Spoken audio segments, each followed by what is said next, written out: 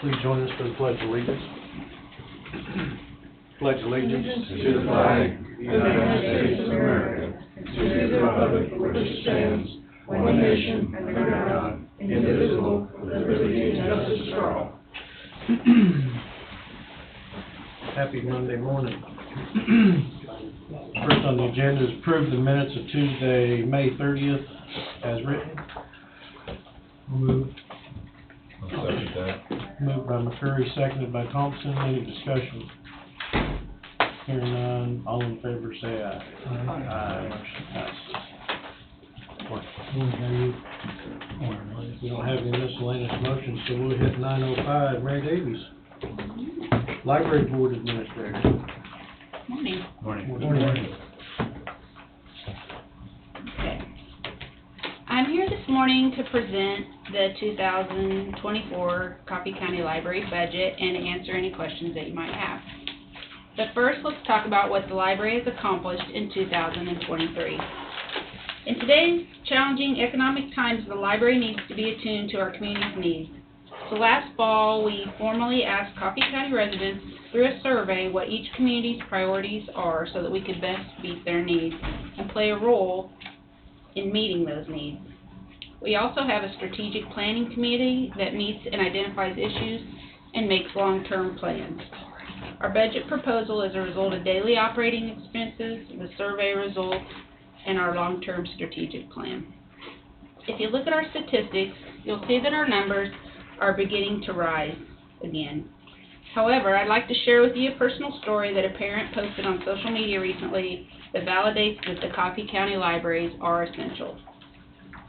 It was a busy day with running errands in town. Lunchtime was quickly approaching and the kiddos were hungry. Sure, I could have went to the nearest drive-thru, but I didn't.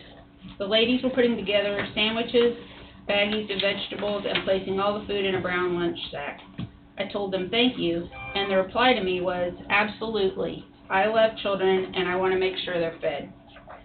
She continued by saying, friends, we have an amazing asset right here in our small community, investing in our children and their well-being, giving them more than just something to read. Children should be and are one of our greatest assets. And I assure you that these ladies with me today will fully agree with that. Coffee County Library employees understand the importance of collaborating to share resources and services so that we can deliver more for less. Some of the groups that we regularly work with are schools, 4-H clubs, Chamber of Commerce, KU Extension, city entities, Parents as Teachers, Fiber Board, businesses, the rec center, churches, daycares, the American Legion, ECAN, Crosswinds, Head Start, Coffee County Health Department, service organizations, United Way of the Flint Hills, OK Kids, and senior centers. Like us, all of these groups are ultimately striving for a good quality of life in each community. We continually strive for improvement in the assets of financing, spending, and performance. 2023 highlights were that we were selected for a $50,000 grant from the Kansas Department of Commerce to replace some original furniture fixtures in each of the branches. We were able to finally complete a digital upgrade to our 30-year-old HVAC system at the Burlington branch after saving for many years, and we've had the lowest amount of employee turnover in many years.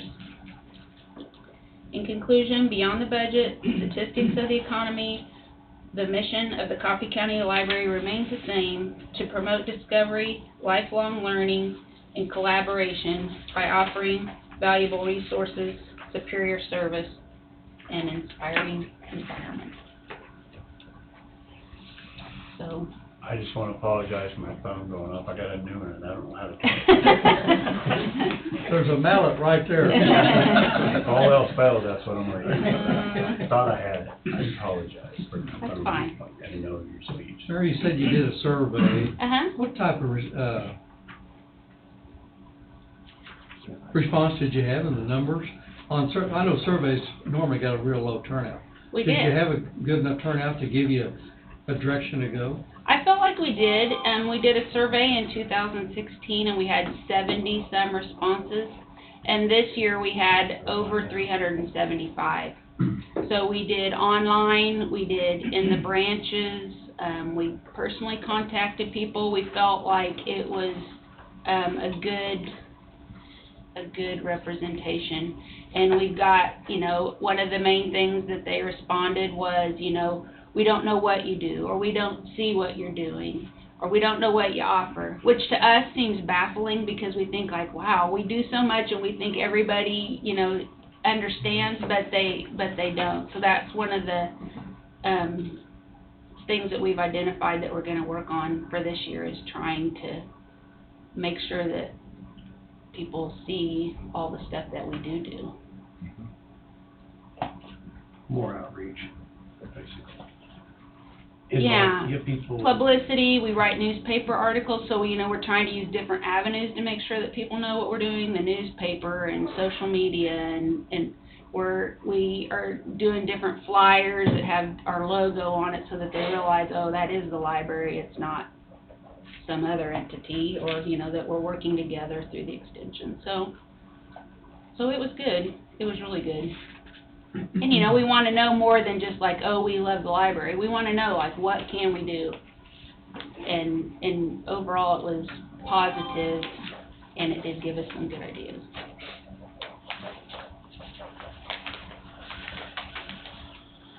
Inside the one single page, it's got Mhm. 80 or 22 on it, 23 budget, 24 budget. I think we talked about this a year ago, if I remember, that, you know, your increase in personnel services up over a 2-year period, about 30%. But didn't we talk about making some adjustments for retention of employees? Because you probably haven't hired that many extra employees. We have not hired extra employees. I know he's talking about it, if I remember right, retention of employees to. Our pay, we were so far behind in our pay. When I started the position, we had part-time employees who were making $9 an hour, and we just were not increasing that. And we took pride in that. We didn't come to the commissioners and ask for more. But you know, in the same aspect, we were getting further and further behind. So even with a part-time employee making 10% more, our lowest paid employee is going to be $13.20.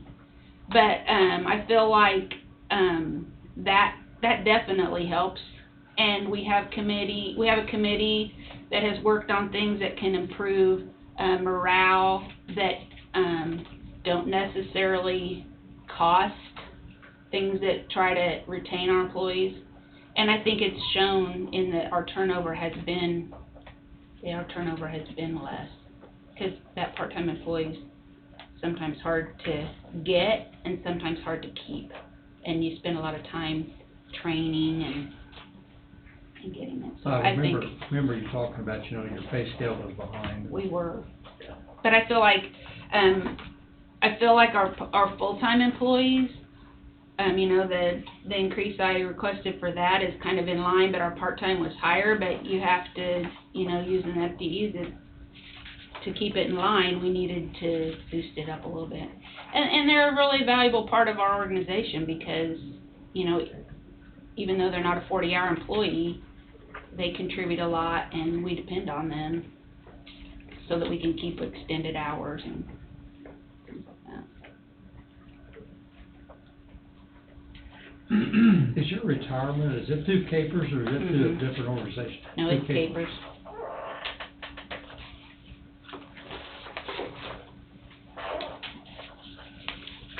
I know you go by the library there in Leroy, there's never, you know, 8 or 10 cars there, but it seems like there's always 4 or 5. There's always 4 or 5 out front. Well, and probably half of those some of those are adults, and then the rest of them are kids that don't drive a car. Yeah, they're walking in. Or more than half, right, Vanessa? Yeah. Yeah, you go inside, there's more out there than represent. Yeah. And that's the way it is at Waverly. Yeah. Same way. Lots of activity, lots of, I mean, and we tend to focus on the children, but really, you know, it's for the whole county, and we try to identify, you know, like, what do our adults, you know, not just entertainment, but education too, to give back to the communities and stuff.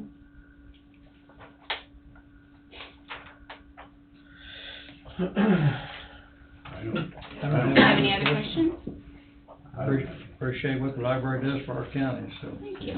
Used to be in all our our school system, but It, we take a lot of pride in our buildings and our services, and so we wanna put that out there so that everybody else can see what we really do have to offer. Yeah, I don't even think Lebo School has a library anymore in it, does it? Oh, it's there, but we're seeking more collaboration with That's, the I county think it's. library. And in the southern part of the county, I don't they think Leroy do, has a library. they come to the, We- Gridley and Leroy, they both, school systems bring students, teachers bring students to the library to check out and Same way participate. with Waverly Yeah. And the after-school program, you know, the kids, each school district has an after-school, I think Leroy and Gridley do. Yeah. And they both participate in, a lot of times Burlington goes to the school to participate in after-school, and then the other ones bring them to the library, or we go there, I mean, we do a lot of You folks do a good job. help. It's not an easy task having a bunch of kids running around the library where it's supposed to be quiet. It's, yeah, it's kind of evolving into, we do our best to try to control the chaos, I guess, and, or people, yeah. Well, Anyway, anybody else has any more questions? I do not. I'm good. thank you. Appreciate it. Thanks, Coming in. thanks, Ladies, have a Angie. good week. Have a fun summer. Well, you've been great to work with too. Well, I think we're gonna make our mass exit now. Okay. Thank Thank you all you. for coming. Thank you. Thank you. Thank you.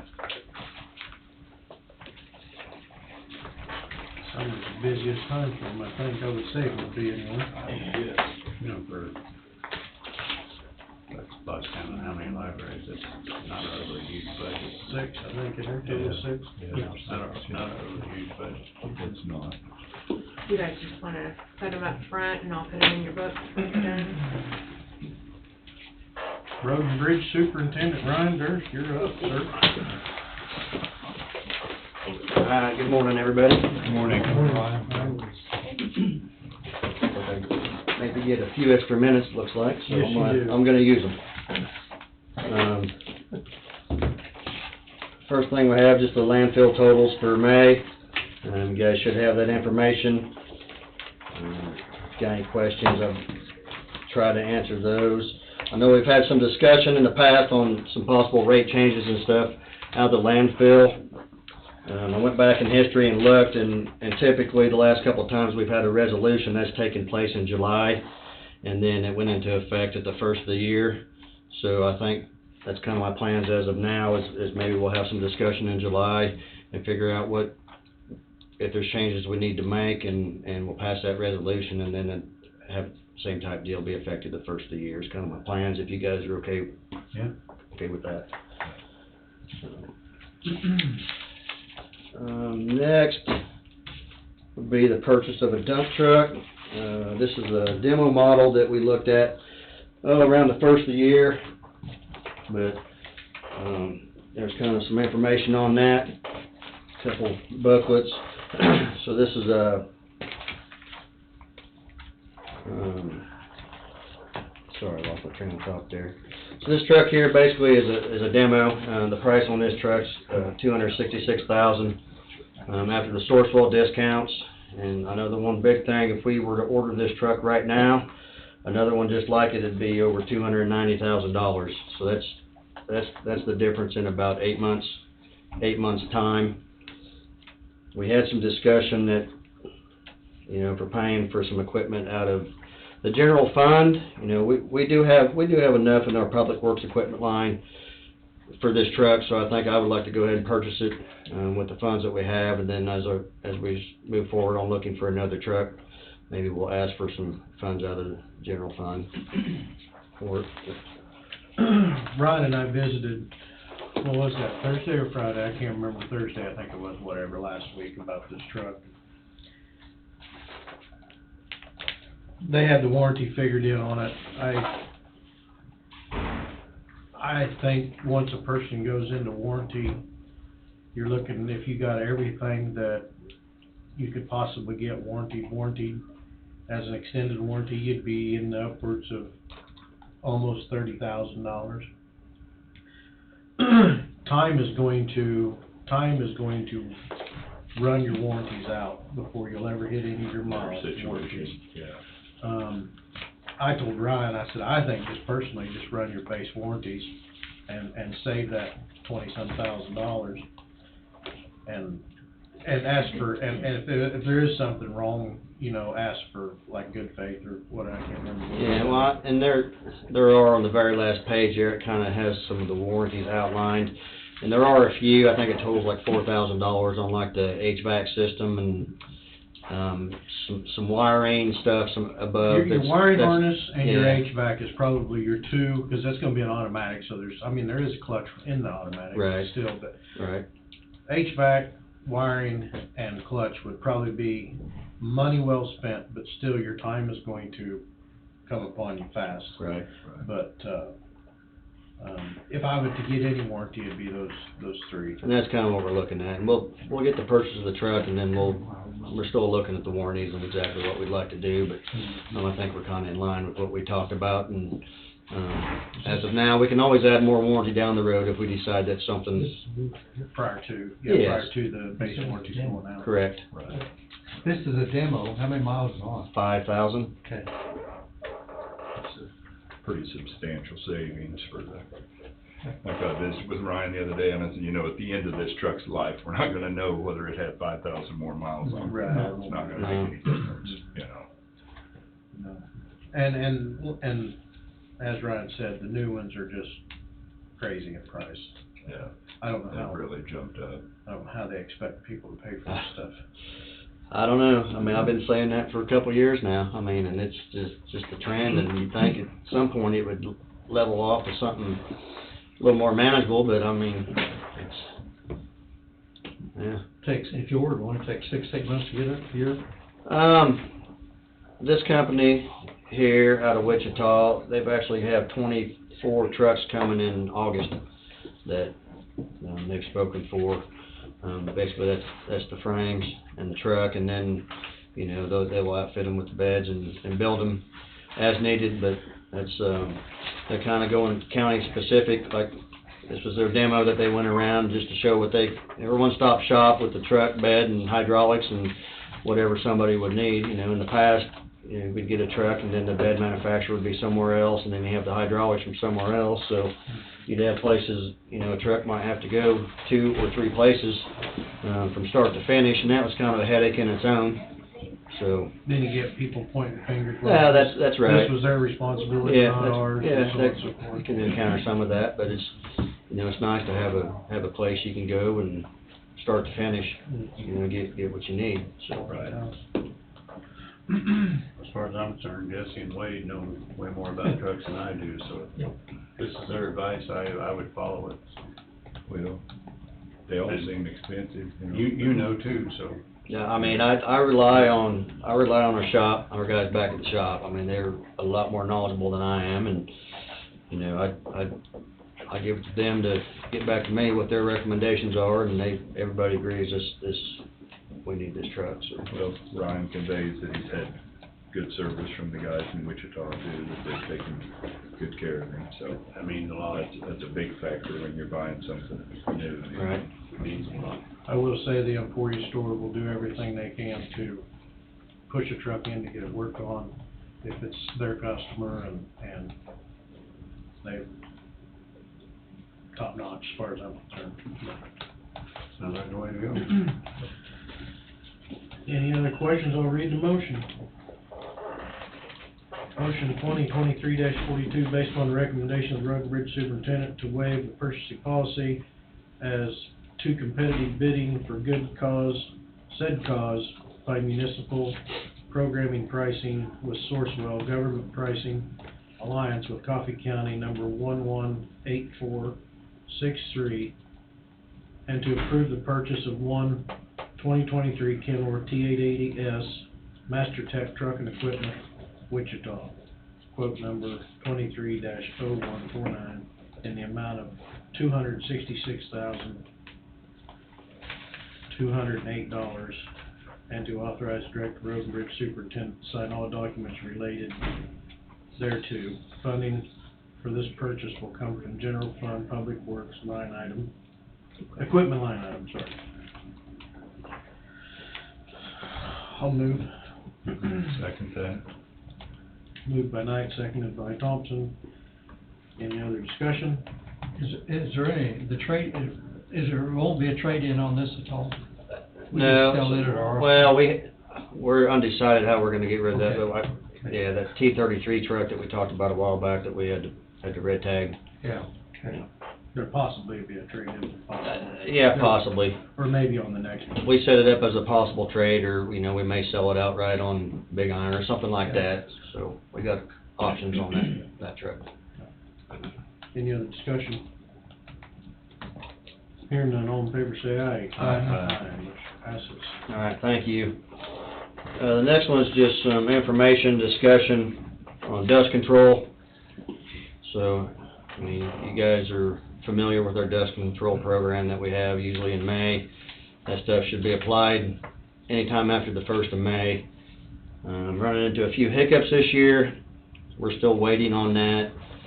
You know, been talking with the distributor, and, you know, as of right now, they're saying a couple weeks yet.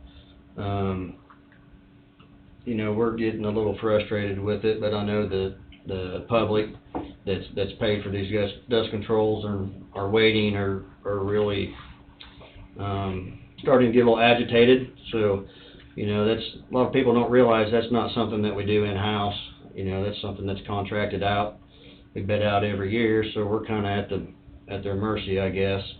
You know, I think for the future, we have probably tweak the bid documents just a little bit and change them a little bit to help ensure that we don't encounter these long waits like we have in the past. But this year, I don't see a way around it. So that's just discussion. I'm sure you guys will probably have some people reaching out to you and just quizzing you about the dust control stuff and why it's taking so long. So. Well, I know, I visited with Ryan about this last week as well. I know last year it was a heck of a delay, and which I don't know if it was because of the rain, because of what reason it was. I never did really hear. And then this year, here we are having another delay, and we're starting to hear some phone calls Absolutely, yeah, from several. people. Several phone calls. I touched base, you know, with the guy last Friday, and he told me a couple of weeks was the projected date. He's supposed, you know, I told him I wanted a hard date, so we had accurate information. So he's supposed to get back with me today. And our plans is that, you know, we'll probably go through that list of the 90 people and call and just give them an update and let them know where we're at and just the scheduling. But yeah, it's a hassle right now, but we'll work through it and do the best we can with it. Is this the same company that you used last year? Yeah, it's unfortunately this company kind of has the market and has for several years. We only received 2 bids on this. The other company's out of Colorado, and so there's about 42 cents a gallon difference, which, you know, equivalates to $50,000 worth of product. Next year, I'm hopeful that there's a new company that's going to be in the mix, and will be competitive. And it's actually a company that did the trucking side for this company for the last 20 years, and they've stepped aside and decided they want to go out on their own. But they just weren't quite there to bid this year, but they will be for next year. So hopefully there'll be some competition next year, some local competition, and make things run a little smoother there. I think you mentioned 90 residencies. How's that compare to the last year or two? Is that up and down? Yeah, it's up. I think last year we had about 56,000 gallons that were applied, and this year we're about 68,000 gallons. So it's, yeah, 10% or so. it's up, and we do have a full mile that the county's doing out here on 11th Road that we discussed, so we have a little more of our own, but yeah, there's definitely more public people were interested in it this year. I mentioned, Ryan, do we need to have the bid awardee come before the commission, and if nothing happens by next week and Might not hurt. explain the situation? Yeah. Might not hurt. Cause we're gonna have more and more calls. Well, I mean, and we need to inevitably, have some kind of an answer. it could wind up costing the county more money in the Yeah. long run by either giving a percentage back to the 90 that, Well, that is out that's there. some discussion I had with an individual this morning. You know, we require upfront payment for these dust controls, and, you know, somebody pays, you know, $550 in middle of April. You know, here it is, the 1st of June, and, I mean, And nothing done. they haven't received Yeah. anything, so, I mean, it's interest on their money that we've had, and, I mean, I just, you know, I suppose a guy, you know, I'd like to have some conversations with the company and just kind of relay, you know, what we're dealing with there, and, you know, I'm doubtful that they would be willing to kick back anything, but I think that definitely discussion needs to be had, because they need to realize, you know, there's 6 surrounding counties that are dealing with the same stuff we are, so it's not just us. It's all southeast Kansas counties that are all dealing with the same exact deal, so. What's it take, 5-6 days for them to complete Coffee County? Oh, about 3. 3? Yeah, I mean, once they get here, it goes pretty quick, but typically about 3 days if the weather's good. Have they given you any kind of reason, Ryan, why the delay? I mean, other than, Well, so they were waiting on some parts for some of their trucks, was one thing I heard. You know, I know they lost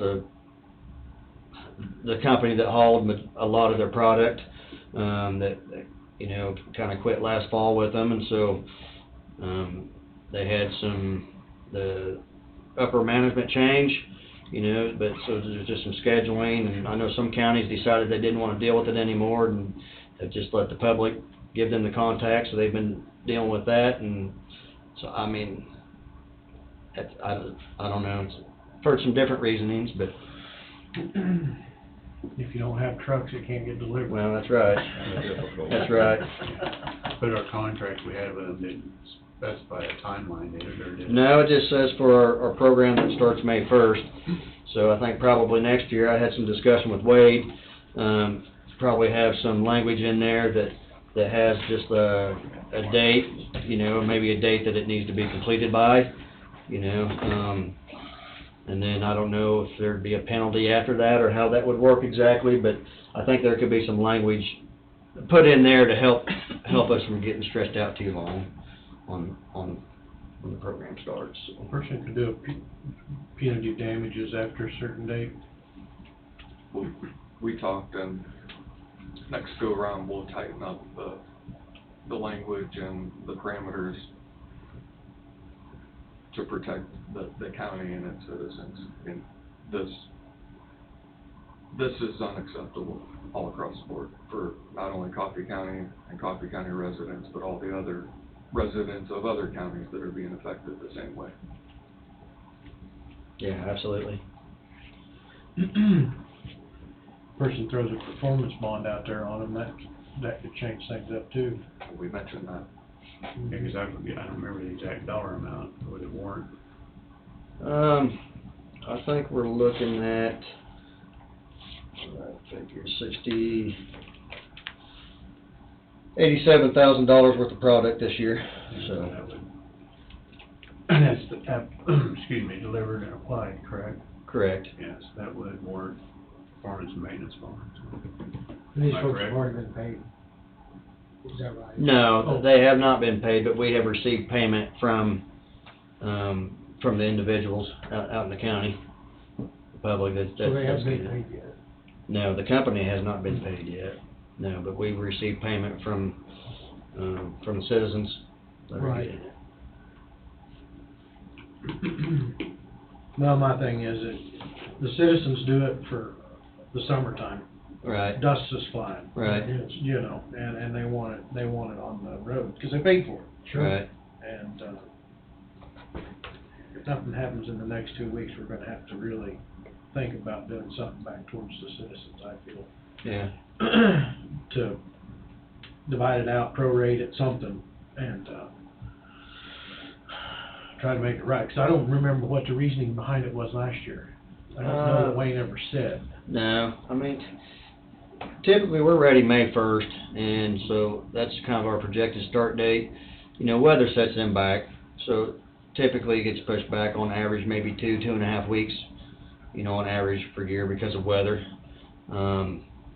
I don't know that that's been the case this year. It's just, you know, it's been kind of a hassle even getting information from them, and, you know, they did get back with me Friday, and, you know, I've been touching base with them since the first of May, and it's, you know, they say, well, we'd like to be there in a couple of weeks, and so, well, Couple weeks never show up. it's happened 2 or 3 times now, so. So if they haven't been paid, I mean, wouldn't that be, A person could switch, but it's gonna cost another. no, I know, but, I think you could switch. Have to get on somebody else's schedule too at this point. Yeah. I guess my point, no, I wasn't advocating that, I was just, I mean, can something be done that way? If they haven't been here in 2 weeks, surely they could renegotiate this month. I don't know. I don't know, that'd be a Wade question. I mean, we had the documents that we bid out, and that's what they Yeah. bid, and if there's nothing in there to help with that side of it, I don't seem like that would be hard to, Are they a Kansas company? yes. There wasn't an end date on the contract, right? No. It just states for our, dust control program starting May 1st.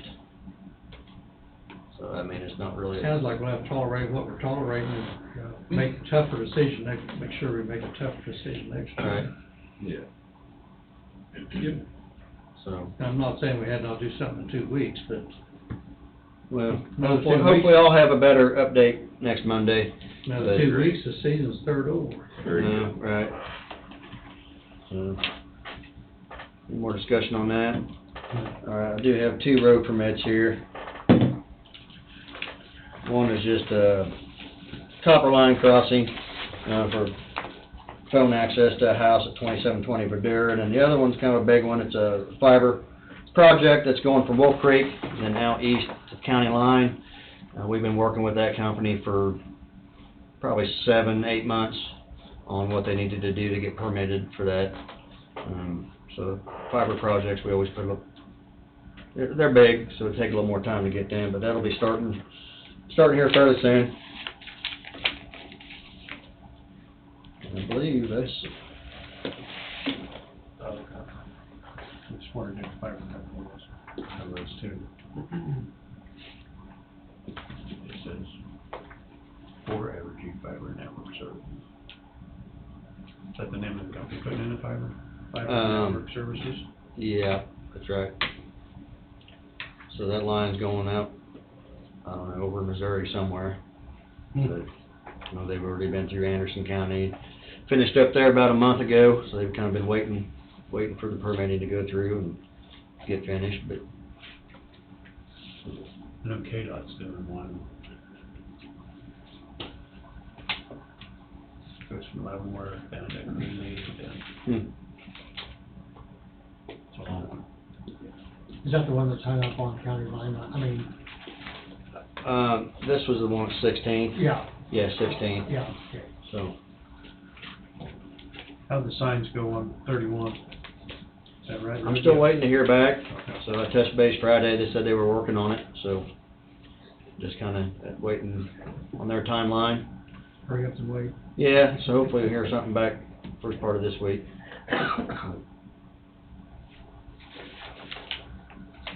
One can hope. Yep, so, I don't have anything else unless you guys have anything? You know, they're redoing 58 from Madison to the west side of Leroy. Have you traveled any of it? No, I haven't. I traveled 4 or 5 miles out the other day. There's no question the overall ride is smoother, but there's some spots that I don't think need to be out there. Like, don't seem like they're laying it down consistently. But I haven't traveled the whole thing. I'll try to do that this week. I haven't been down through there, so are they just doing a chip over it, or are they doing like an in-place recycling? It's a recycle deal. That's My it. gosh, they got a quarter mile. So they're doing in-place recycling, then they'll come back, kinda like what they're doing up on 75 north of Beto, then they'll come back and do a chip over it. But that won't take the roughness out of it. No. There's roughness in places. I'm gonna travel. It's got a few spots that apparently they're not getting enough material to keep quite full. I mean, have an area this big. The other day when I was sitting there waiting on the pilot car, they were coming back with a shovel, throwing a little bit in and running over it with a roller. I mean, way better than before. Yeah. You know, 'cause that road's getting pretty bad, but, Right. yeah, I hope it's better when Yeah, when it's over with. right. It's big improvement now, but like Dawn said, they're having no issues like to me. Yeah, you know, a brand new project like that, they need to get it maybe just a hair better than what you're getting at. Right. Even a spot or two maybe needs to be ground off, so. That's a deal. Yeah, it's a KDOT. And they may come back. And maybe they will. And they may come back in, so. Yeah. Surely they have somebody that. Is that Dustro doing that? Or is that, one at Topeka? Bettis, It's Dustin. Dustro. I haven't met, I evade the flag deal, I come the back way, so. And Saturday they weren't working, so. Well, All right. Thank you. Anything Have a good else? day. Take care. Thank Thanks, you, Ryan. Ryan. Thanks, Ryan.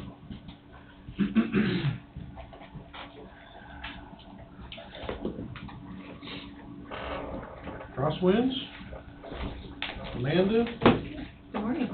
Morning. Morning, how are How you? you doing this morning? I'm good. How's everybody? Present and accounted for. Sunshine, Monday. It's gonna be fine. I didn't even know there was such a thing as dust control, so I'm asking questions about that.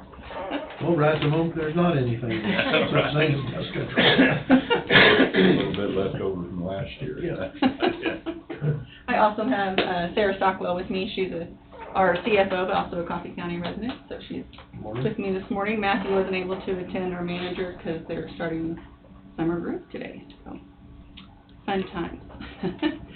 Thank you for having me, and thank you to Steve for coming to our event again. And last time I was here, we talked about our annual fundraiser, our legislative reception, That was a great time. and annual event, and so it's good to have you there, and Thank you. thank you. It was fun, so something for all of you to look forward to next year. So here today, mostly for the appropriation ask. As you can see, we're asking $99,000, which is the same that we've asked the last couple of years. Every year, we kind of come at our numbers and look at what makes sense across the 7 counties when we're asking the county commissions for money. And this year, you know, last year when we were kind of out and going around the counties, we had a lot of questions about kind of how we compare to the other counties and kind of that substantiation of where those funds come from. So we decided to really look at, as a whole for the county and the residents, how much the counties are paying per resident versus services we provided, how much they make up of the appropriations we ask, and those sorts of things. And so Coffee County is really sitting in the middle of that spectrum from lowest to highest. And so what we did is took the average of the 7 counties and then really are only asking those counties below the average to increase to become higher up on, again, that spend per resident. And the reason we looked at that is because, as we know, mental health is affecting people across the board, whether they come get services at Crosslands or not, and then that we also provide a lot of services that aren't direct service. So whether it's debriefings in the community, working with emergency response, doing education, staff trainings, those sorts of things, those are all numbers that wouldn't show up when we look at just direct service counts. So that's where that amount's coming from, and we always really appreciate the support. And as a reminder to you guys, that money is really focused on those individuals that are underinsured. So either people that don't have insurance, or the insurance they have doesn't cover the services that they need and that we're providing, or it just doesn't cover it all. And so between the state and the county money, that's really what that money is focused on. So last time I talked a lot about our 2022 numbers, but just to recap, we did serve with 362 Coffee County residents, and in addition to that, that's almost 4,000 direct service hours to individuals in the county. And Coffee County makes up about 10% of all the consumers that we see at Crossland. Of those 362 seen, 151 were identified either as SED, which is severe and emotionally disturbed children, or STMI, which is severe and persistently mentally ill adults. And those are the individuals that have a higher diagnosis. They require more type of wraparound services, those community-based supports that were really developed for. So the case management, attendant care, peer support groups, those sorts of things. And that, and so just, that was an increase from last year in that population, so, and we've seen that across the board in all of our different counties, that we're seeing, more of those high needs individuals. And then about 17% of the individuals that we saw in Coffee County were underinsured. And I just also wanted to highlight a little bit about kind of what's happening in the county. This year, we were able to expand some services. And so, I know that I've talked about in here and had our Stepping Up liaison come in, but we were able to have a jail liaison come up and be part of the Coffee County Jail, really working with the Stepping Up initiative, which is a national initiative working on keeping people out of jail that have a mental illness, and or at least reducing that recidivism of those individuals that tend to kind of be repeat offenders. And so, had a little bit of a slow start here in Coffee County, but we're really seeing some things advance. It was a grant that we had through the state last year. Crosswinds will take on that cost this year. Grant's gone away, and actually we're looking to expand that program because we're seeing some success with that. And so just in the jail here at Lyon County, 86 people were booked since November of 2022. And the goal... Coffee County. What did I say? Lyon County. Oh, geez, sorry. Coffee County. Thank you. I don't even know what I'm saying. There were 22 positive screens out of 76 receiving it. So that is a screen specifically focused on identifying if they have a mental health problem. So of the 76 people booked into the Coffee County Jail, 76 people received that assessment, 22 were positive. The other stat that we're able to look at with that is, as we know, 10 of those 22 were actually already Crosswinds clients, and then 17 were previous clients but were inactive at the time. So what that liaison is doing then is really trying to re-engage them in services and get those direct supports so that as they discharge from jail, they're helping with that planning to make sure they're getting that treatment again to hopefully keep them from coming back into the jail. They've seen some success with some direct people that have tended to be kind of in and out of jail. They were able to get one person discharging that would have been homeless into a mission. And then one of the things that we're really trying to do is make sure that they've got clothing and some toiletries as they leave, just so they can have some good personal self-care. And then another one was able to get connected to our SOAR program, which I think I've talked about before, where we are able to kind of fast-track them into some disability benefits and allows that person to then get Medicare and Medicaid so that they can cover their not only mental health needs, but physical needs and other things that they might be going to that otherwise would have been uninsured and unpaid. So it's a really good program and really good to see those things. We continue to have some of the same challenges as far as recruitment and those sorts of things, but as we've been talking about last couple of years, we do start our Certified Community Behavioral Health Clinic, CCBHC for short, July 1st, and so we were accepted by the state as our application, and we'll be starting that, which allowed us to move from that fee-for-service to a cost-based reimbursement. So we were able to put that formula together to have a different type of business model that will allow us to be more competitive with our wages, which tends to be the hardest part, especially with our more professional skill set individuals with therapists and types of providers. So we really hope to be more competitive on that front. But also on the CCBHC program, we'll be able to take some of the things that we've been working on, so the open access where someone can walk in and get an intake versus waiting 7 to 10 days.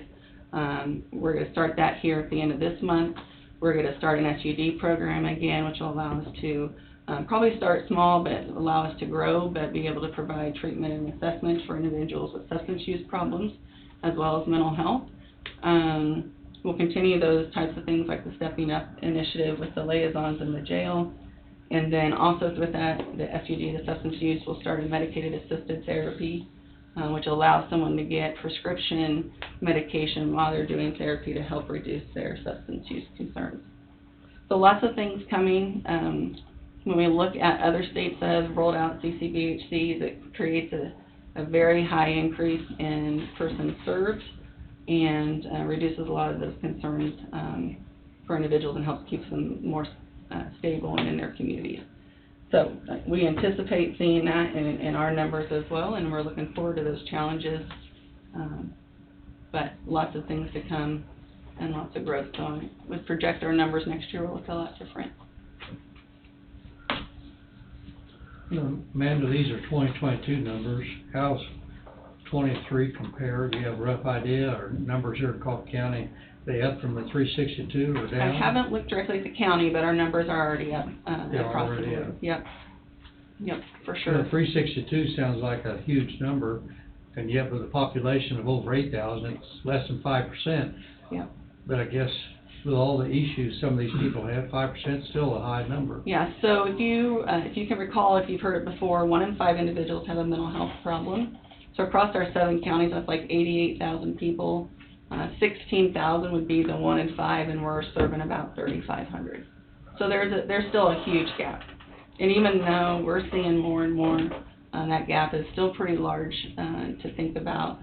But we can also address mental health in lots of ways besides that direct service. So it could be curriculum in schools, working with educators. You know, we have a mental health first aid program that we go into the counties and work with a lot of schools and law enforcement personnel and other professionals in the community, that the more education we can get out there, and the more that pre-crisis type work we can do, that maybe someone doesn't have to get in and see a professional provider or somebody outside of the school counselor or minister or family member support system. You know, number one way to combat the risk of a mental health problem is having a strong support system. So it doesn't always have to land here to really help those individuals in that 1 in 5 category, but we're definitely closing the gap. There's definitely a big gap to fill.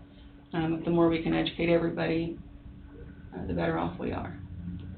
I'm just here to help one of you guys, because one of us has got a mental health issue. Just I'm here to one. support you. And all jokes aside, it's true, right? Like, I usually go in a room and It's say, like- tell me one person that doesn't have a sign or symptom, like, There's only one, whether it's it's, not you, Jay, I can tell you that. We're good. you know, stress Some people or, may say the whole group of but, you Well- know, stress impacts us, grief impacts us, all those things are It's real. signs of mental health. It is definitely real. Well, it's such a snowball effect, you know, someone that's, let's just say, suffering from depression, well, then first thing you know, they turn to alcohol or drugs, Yeah, and, it's, you know, no, it's not simple, but something just like depression can be more of a disability than a huge physical disability. Yeah, and to actually, there's- people, yeah, You know, it's really yeah. serious. yeah, there's actually a lot of research that shows it can be just as or more debilitating than a physical health problem. You gave a number on children, Jimmy, what was that again? I did 151, Okay. what was my No, phone that's- tag? I pulled up my, I think it's in the middle, yep. I have my spreadsheet on here, I'm sorry. I can tell you. Maybe.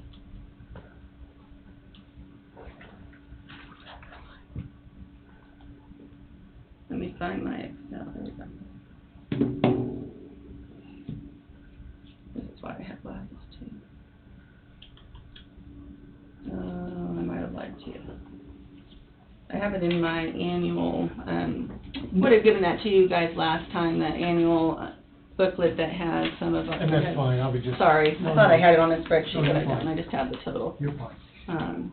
But I can email that out pretty easily when I get back to the office. So we've got summer group starting today, so kids are going to full day psychosocial group where they work on curriculum, daily living skills. So we still have the issue of space, so if anyone knows a larger space that we could accommodate, and board members.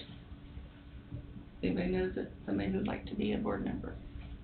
We do not have any. How many's on your board, Amanda? We have about 15. Each county has a certain, at least 2 slots, and then it grows by population. But there's 2 for Coffee County, and they're both unserved right now. So they're actually moved over from being a board member into our CFO position last year. So. Okay. And Karen Reed moved. She was a big supporter of yours. I Yeah, do know that. yeah. And Carl Lee, who's in the room, was also on the board before, so. Say 6 years, Carl. I hear he's ready to come out of retirement. Maybe. I actually had that thought when he walked in, I was like. Well, I think that's why. He's got some big jobs going on these days, so you guys are keeping him busy. Does that board meet once a month? It's once a month, yep. Third Wednesday of the month, forward about 5:15, and it's Zoom or in person. So, be great to find a couple people. Very well. Any other questions? You mentioned 66, I think, in the Coffee County jails, that they 86 were booked since November. But 66 were positive for some sort of... Oh, 22 were positive. 22. Yep, So 76 had a screen and 22 were positive. do you have a top 5 list of what they would have screened positive for, just because mental health covers a wide It's just a spectrum? quick screener, and it just identifies a mental health problem. So it asks them, like, have they been on medication for mental health before, and are they having any depressed mood or feelings? It's not a, So it's determined by questions? yes, Okay. it's called the brief. It's a brief inventory for people in jail with mental health problems. Interns, I know you use a lot of interns. One of the questions, at least on the side that I deal with in the courtroom, people will be seeing an intern for some sort of service. Do they provide Diagnosis? therapy, diagnosis? Yep. And then at the end of the year, then they obviously move on to wherever they're going. How does that gap get filled when someone graduates and they have been treating or Yep. seeing somebody? In a perfect world, we have a new intern class coming in, and it can match the outgoing. This year, we had one of our biggest intern classes we've had. I think 7 or 8 of them, and only have 2 right now for the summer. So it does leave gaps. The good news this year is we've got that Stepping Up initiative. So even in those jails where we have the Stepping Up individuals, they're not therapists, but they can provide the case management and go and check on individuals and talk with them and try to get that, those gaps filled, or at least on a wait list for services so that we know when they're coming back. But there's someone then there to check in on them and make sure how they're doing and what those needs are. And of course, jails use a lot of our emergency services, and so when they need that type of assessment or screening, then they'll help connect them with our emergency services. Yeah. Any more questions for me? Appreciate what you do. Thank Yes, you. very much Thank you. needed. And Appreciate you guys and our Yeah. ongoing relationship. You guys do a good job. Thank you. We'll be reviewing our budgets over the next 2 weeks. Fun time. Yes. Well, thank you. If you have you. other questions, let Thank me you. know, and I'll Okay. send those numbers back over. Thanks. Thank you. We'll take a quick break before 10 o'clock. Push through. Unless Carl has something real quick. Go. I knew you was gonna chase her down. I knew you was. Let's take a quick break. We'll come back at 10 o'clock.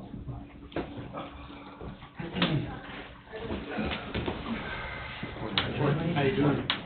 Can't remember what the voice is. But it's helped. They did a great job. Yeah. Hospital Administrator Jobin, you're up, sir. Good morning. Morning. Morning. I have a few updates before I turn it over to Bill Little as our new CFO for the last few months. And of course, you all know Judy, our board chair, is here with me as well.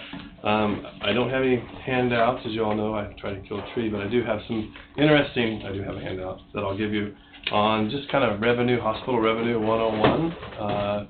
Kansas Hospital Association sends it out. I thought it was kind of helpful to kind of help better understand some of our world, because I know what we've talked about, it's so different compared to other industries. So I'll hand that out too. But just a few updates before Bill goes over the 2024 budget, I think, that we brought last week for you all to have in advance. But just a couple things. We were notified last week that our hospital was recognized as the top 20 critical access hospital for best quality. That's the second year in a row that we were recognized for this award. That means we're in the top 1.5% of critical access hospitals in the nation. The only hospital in the state of Kansas that received that award this year. So we're honored and excited for that award. And again, it is our second year in a row from that. I don't listen to all the county commissioner meetings, but it was brought to my attention on May the 8th that during the county commissioner meeting, during a conversation with Flint Hills Tech and Craig Marshall regarding the welding program and the nursing program, that we used some COVID money to build a COVID wing. We did get COVID money, but we never built a COVID wing. I just want to make sure that was clear.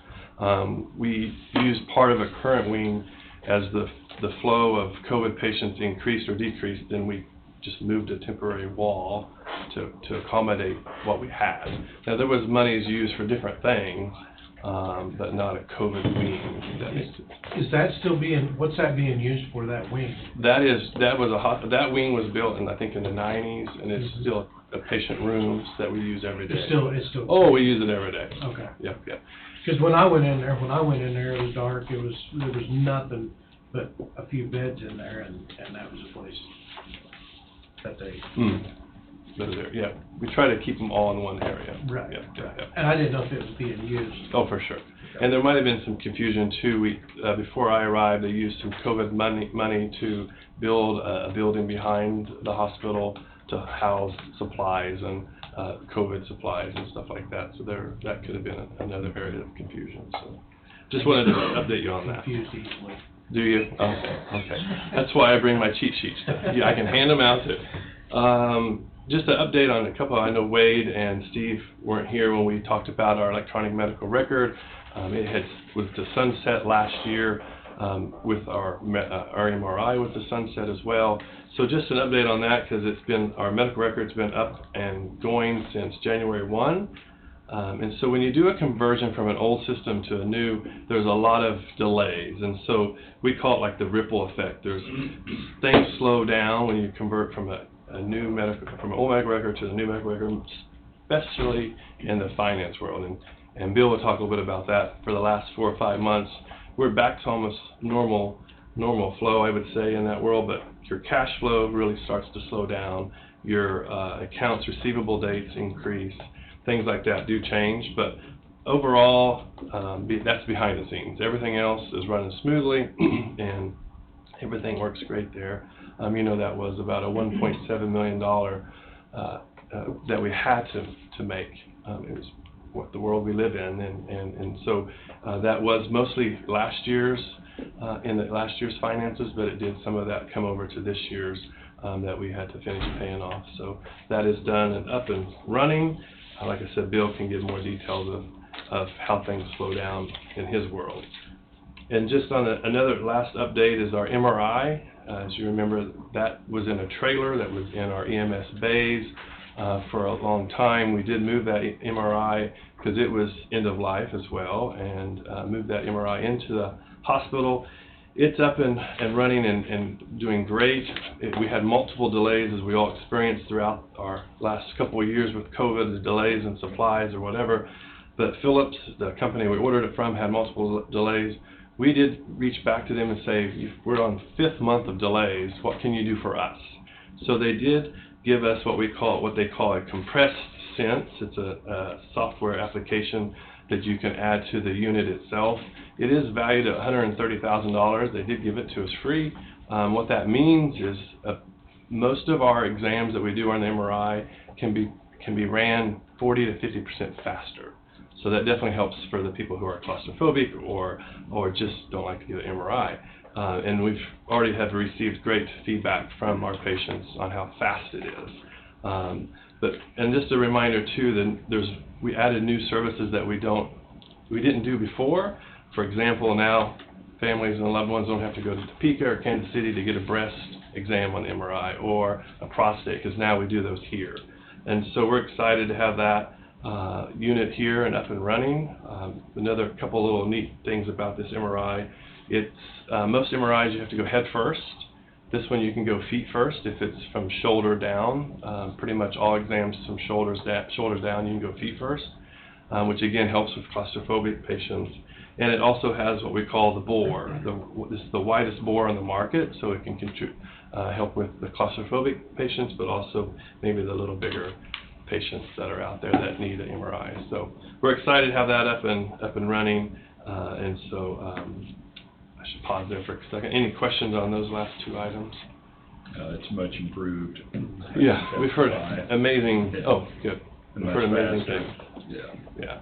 Yeah. And you know, we definitely are trying to get the word out. If you go to Topeka, it can be up to 5 days to 3 weeks. We've had physicians that call us quite often to say, can I get a patient in today? And most of the time we can get a patient in today, if not for sure tomorrow. And so we're definitely getting those calls now, and so that's good. So there's a good article in the paper about it, Joe, that gives some lead. Of course, I'm not on Facebook or anything, but the paper had a good article on Good. what that machine equipment can do. So. Yep. So some of that I just said was repeat from that, but yes, that article, yeah, good deal. And Meadows update, since that's been a hot topic since I've been here. When I started, we were around 7 patients or residents. Today we're at 20. We've been working really hard to get the word out in the paper, on social media, going to different civic groups and just giving it an update, giving tours. We do have 6 potential residents that are looking. It takes some time, as we all might know, if they don't want to move from their home to this setting. So we have sometimes multiple visits or multiple tours with different individuals or couples. And so we're visiting with 6 at this time. The couple of services that we haven't really marketed yet, but we're getting ready to market that we've added is respite stay. So we have respite care in the hospital, but we also have respite stay now at the assisted living.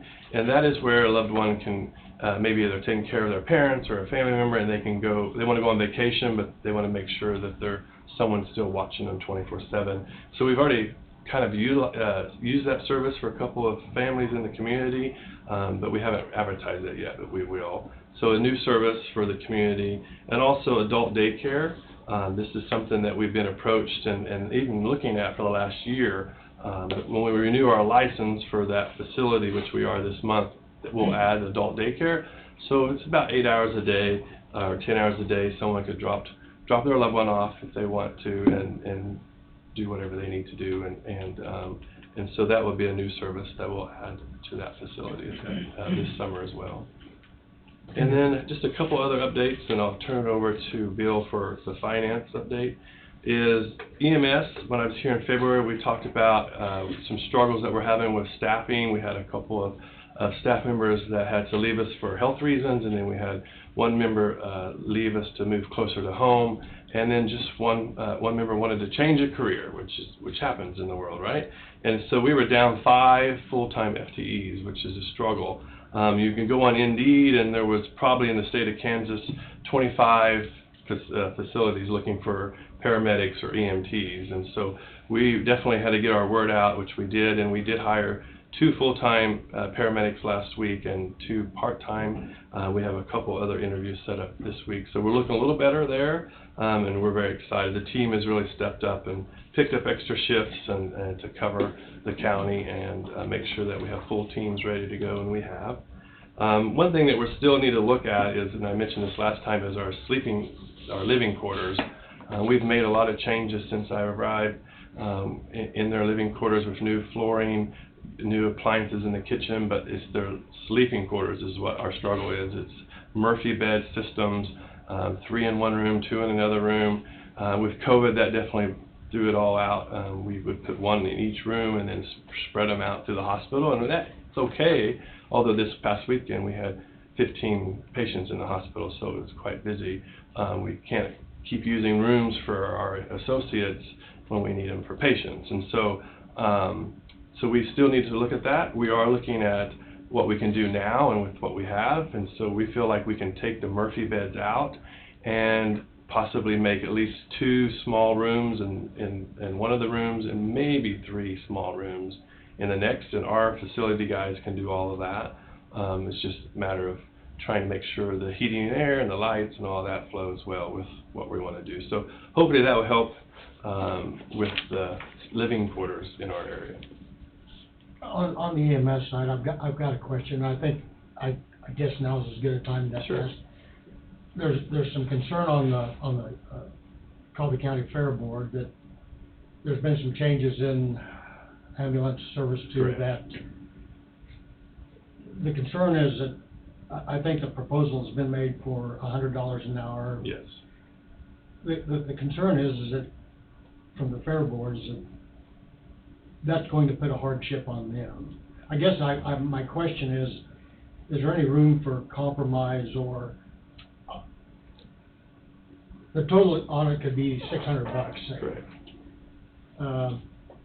And I hope I'm not speaking out of No, turn, but I'm just. I figured this might be brought up. All right.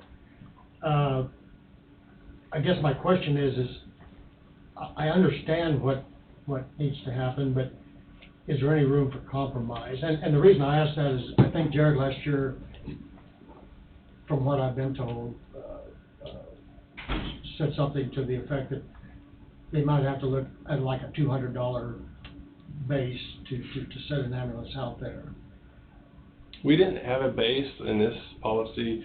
It's by the hour, $100, which you got 2 crew members, probably gonna be in overtime, because if we keep the other 2 ambulances available for the county, and so they're at the Derby, and then so now I have 3 crews, and then the rig has to keep running at all times. So is this a dedicated Right. If you don't want dedicated service, there should be in the policy that we will be able to leave and come when we have to. So it would be one of our 2 crews. Is that the way it's been in the past? I'm just curious. I So don't know it how. varies. There's a rodeo up in the Lebo area possibly that they pay for the service, because per their insurance, they cannot stop the rodeo, but also they have to have someone there and at all times. So they pay per hour and to have a dedicated crew there. So last year at the Derby, unfortunately I heard about it. We had, I think, 3 calls that stopped the Derby during that time because we did not have a dedicated crew that day. So if the ambulance isn't on there, they cannot continue with the Derby, is that right? That was my understanding. I hadn't been here real long but that's what I was told. May I ask, Arden, what, if the Derby's going on and the ambulance isn't there, does that stop the Derby then? According to our insurance policy, we have to have EMS services there on site. On site at all Yeah. times? So if obviously if EMS is called, which obviously they're going to go on a call, so that stops the Derby, is that right? Okay. And I know it did last year because we had a board member there that called me that said he's been approached and it stopped 3 times, or 2 times, I can't remember. But can I add something on that? Of course. At the drivers' meeting of the Derby, it is brought up to all drivers at that meeting that if the EMS gets a call, they will have to go. And that's understood with all drivers prior to the start of the Derby. Okay. Last year, we had 1 interruption, and actually, I don't know how he heard it, the fair board never heard 1 complaint about it, because it was understood. It must have been... I think it was within spectators, yes. But anyway, it was understood to be that way, and... As far as the fair board was concerned, that was the way it was. If EMS got a call, obviously the ambulance would go, and that's the way it's always been. Yes. And you can pick that choice. Mm-hmm. No, I'm not picking on anybody. So the $100 an hour is a dedicated service that's going to stay there at all times. Correct. If they choose not to do it that way, then the offer would still be for the ambulance to be there only. If there's a call, then they would leave. Okay. Okay. So the fair board's got a choice. The fair- Either you have the interruption with the Derby stopping. I guess that's or where I you was- pay $600 to have one there full time, unless somebody gets hurt, and they have to take that ambulance in Sure, to pick sure. somebody up out of the Derby or out of the crowd. Would a crowd member spark that ambulance I to assume leave, so. or would they Mhm. bring one in as? Whoa, that's a good question. That would probably bring one in Bring if it one has in. an accident, because this one is. Say that again, Jess. If somebody falls out of the grandstand. Oh, right, okay. They would probably go assist at the moment, but they have to call another ambulance in, because this is dedicated for the Derby and the Derby only. That would be a I think you're a good 911 point. call. Yeah, I will double check. So, but the fair board's got 2 choices: I would say. free Mm-hmm. or $600 for a full time. Mm-hmm. Okay. $100 an hour. Okay, that's where I was, thank you. Yeah. That's the way I understand it. And that rate, I will tell you, is lower than other EMS. Oh, I'm sure it is, I'm sure, and I understand what's being done, as long as the service is still offered, one way Oh, or for the sure. other. Okay. And I'll make sure it says that in the policy. I can't quite remember that. Arden, does that help, does that help? So like it was last year, and then we have another option for a dedicated ambulance, it'd be like 2 options. Well, it depends on how long they're gonna be gone. If they never show back up, then we cancel the Derby. We have our ranch rodeo covered because, according to our insurance policy, we do not have to have a dedicated, ambulance dedicated to that. They're always down there, but, we can actually go with first responders. And that's going out to the fire department, I think, tonight at their meeting, see if we can get some support that way. But the insurance for a high-risk, event, you have to have EMS on site. And most of them, that in the past years, they've kinda enjoyed it, because they get to see a free show, and they get to eat a lot of good food. Well, and also we like to have the ambulances at the school events or any event. Sure. Just for the kids or for just appearance. And I understand, like at football games, you guys Yep. come up, They do. if you get a call, you're out of there, Yes. generally the first responders are on scene, Correct. fairly quickly anyway. Yep. Okay. That's all I just needed Yes, clarification. and I can follow up with you on, All right, great. on that, Very make good. sure it's in All right, very good. And then just a few, Sorry. am I running late? No, we got that zoning, I don't know, it says 10:20, do we have to be prompt on that? Guess what I was thinking. Okay. Unfortunately, we only got 2 minutes. 2 minutes. Well, I better get Bill up here. Oh, no, you're fine, you're fine, you're fine. I didn't really have much of anything else, and you've had it's pretty much like last year, or the previous years, no changes, all that.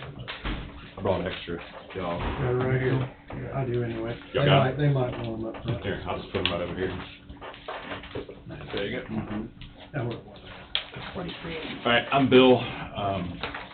Started at the end of January of this year, so I've been here for a few months. But what he was referring to, this is the 4th time I've been into a conversion, and it's not a question of how good to go, it's how bad they're going to go. This one actually went pretty good on a relative basis. What happens is through the revenue cycle, all the way starting with registration and scheduling, there are mistakes that made there, and that goes through coding and goes into billing, and it gets kicked out because something's wrong at the front. Those are the types of mistakes that kind of slow down your cash inflow from your AR. A bunch of other different things will do it too, and it always happens during conversions. Cash flow right now is getting back almost to normal where we were on a weekly basis, so to speak. We'd like to have 100,000 a day. We've been doing about 87, roughly, last week. So, if you don't mind, I'm gonna grab one of those two. I'm gonna have to stop you, Bill. We're Okay. at 10:20. Sounds good. Sorry. It's fine, if you have any questions, otherwise, no changes, no additions, no, Okay. same as last year. Thank you. Perfect. Sorry about that. No worries. Thank you. Heidi, zoning administrator, you're up.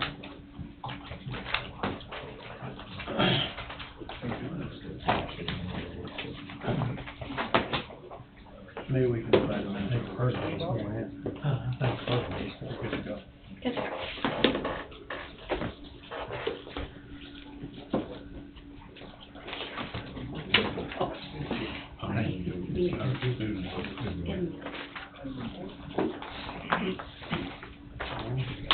Oh, you have yours. Yeah, I got one. Yeah, it's right here. All right, are we ready? I call agenda item number 4, which is a consideration of case number we'll start over. Case Z 2023-02. This is for rezoning, amendment request to change from present A1 Agriculture District to I1 Industrial District. Just before we proceed with consideration of this case, I ask the governing body members if anyone of them intend to disqualify themselves from participating in the discussion because they or their relatives own property in the official notification area, or they have a conflict of interest or a particular bias on in this matter. No. Let the minutes show that 0 have disqualified themselves. I declare that we have a quorum of 5 present to consider this consideration of this case.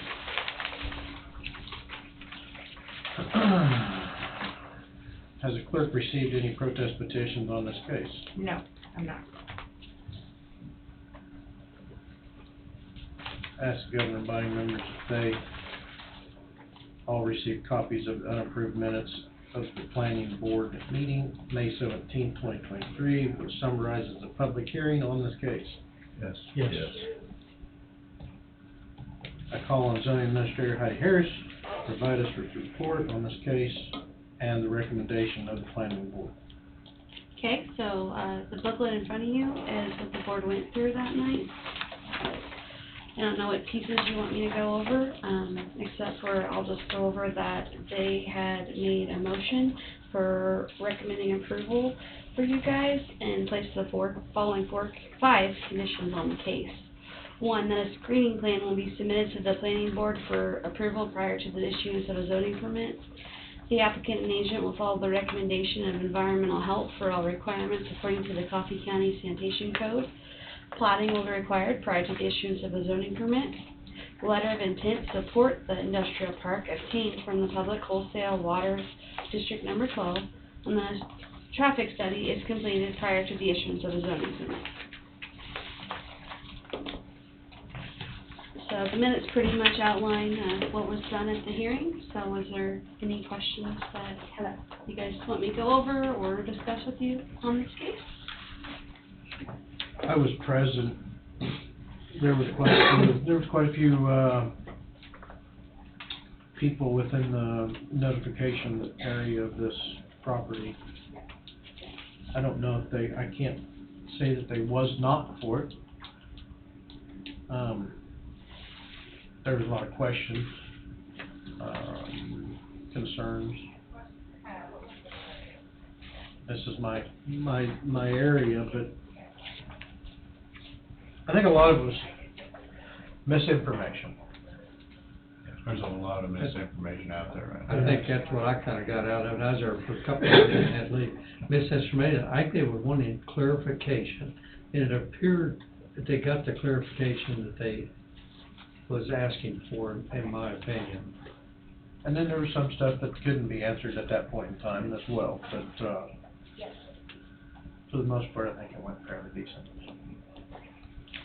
Yeah, some concerns about The what road, KDOT was gonna do, 50 highway was et cetera. one of the big concerns. And nobody had any answers as to what that end product would look like. Yeah. Water was one of the issues, water pressure for that area. That's all being addressed. Environmental, I think there's some environmental runoff, concerns. Yeah. I'm going back in the, So, if you look on, not to interrupt you, Jesse, but in their condition, or their factor, I apologize, on page 13. 15, number 15, they had, put those the following concerns in there. Would you like me to read those aloud? Sure.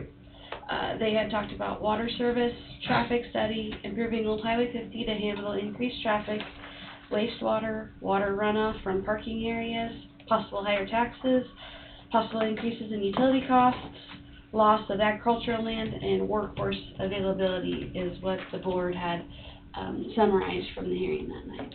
So. Yeah, where are they gonna get 2,000 people to work there was one question. build it, they will come. We hope. That's correct.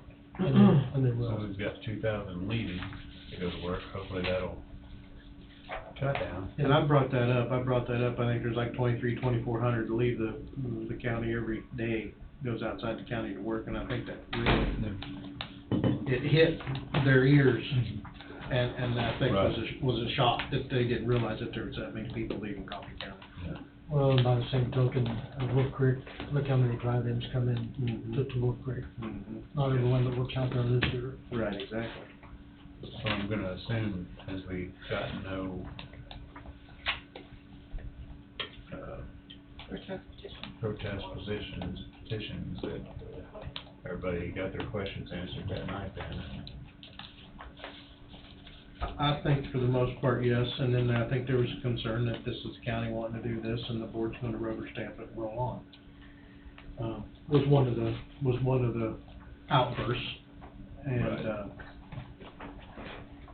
but there really wasn't any, in my eyes, there wasn't really good rebuttal of not to have it there.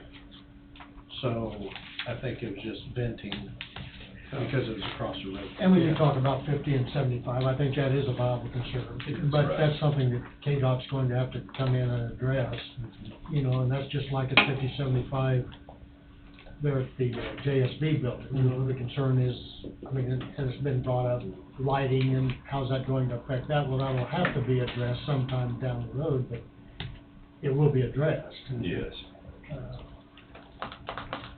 And I think the first mile is a big issue right at the moment with not only the KDOT reconstruction of 50 highway. Do we want to, and I've mentioned that to Ryan, do we want to maybe postpone the first mile from 50 west and not do anything with it yet? Sure. And wait to see what happens? Or do we want to spend the money on it and might have to redo it?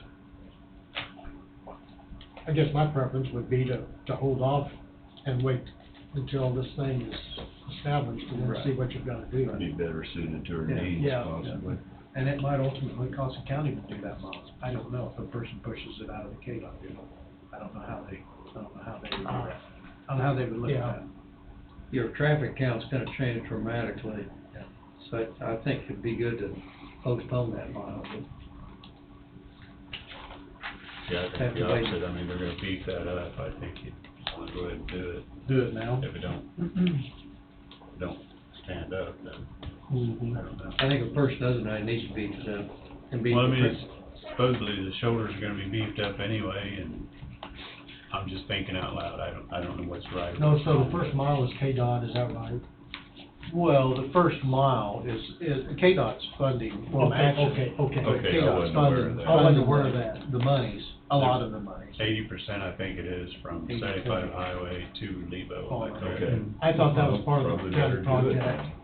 I mean, it's only costing us 20%, so if you eliminate that mile, let's say, and you only do the rest of it, 6 miles, then you're fitting the bill for 100% of what. I'm sorry, I thought that was still under the county's, you know, that project from 50 to Fauna. Oh, yeah, that's 80/20 with the state. Okay. Oh, okay, Yeah, state's Well, I funded thought it was just a 80%. county road. okay, I understand. Well, it's a hazard highway. Okay. State was, Okay. the Coffee County. So to that point, One of the probably highest so. traveled roads, Yeah. big roads in the county, Okay. supposedly, so. But that's, I mean, that can be for discussion Yeah. later. Yeah. That was just some of the concerns, you know, and there is possibility of turning lanes, possibly too, but like I said, that's later date discussion. Any other questions for Heidi about the, I mean, it's saying that this project is, everybody's telling me, from what I hear, 99% sure this is gonna happen, so I mean, that 1% chance, we can revert back fairly easy to agriculture. Not the way you have it with conditions right now. I would say industrial, the way you have it right now, because there's not a condition in there saying it goes back to ag if you don't have development. I mean, you could do another hearing and revert it back that way. That's what I mean. You could do it that way, yes, but you don't have a mechanism right now that it just goes back to ag. Okay. But you could do a hearing later and change it back to add if you guys desire to, if you still own the property. If all it takes is a meeting with you on Monday, it'd be fine. Not quite. Not quite that easy, yet. Thank you. Are there any more questions for the zoning administrator from the governing body? Don't hear any. Were there any written communications or petitions from the public? I already asked that question, didn't I? No, I didn't. Yes. Applicant, does the applicant wish to present any new information? That would be the Board of Commissioners, right? That'd be you guys, yeah. I don't think we have any new information. Does anyone from the public wish to respond to the applicant's information or provide new information on the case not otherwise presented at the planning board public hearing that should be brought to the attention of the governing body? If so, please rise, give your name and address. Nobody's jumping up. Nobody's jumping up.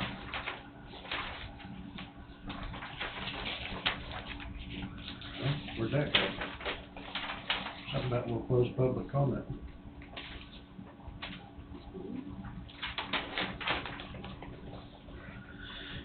Applicant's final response. Does the applicant have any further response to the public comments? Closing, there was none. We will close public comment. I don't think that's unanimous on that.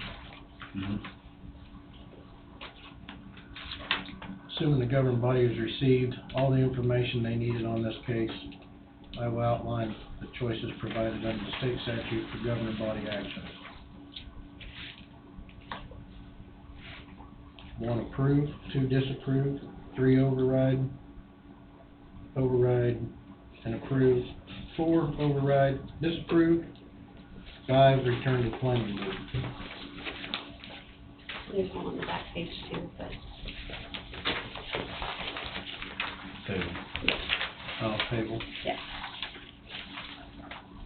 I'll make a motion to move and adopt the findings and factors recommended of the planning board on case number Z 2023-02 and approve resolution number 903. I'll second it. Moved by Knight, seconded by Hughton. Any further discussion on this case? Hearing no discussion, all in favor say aye. Aye. Motion passed.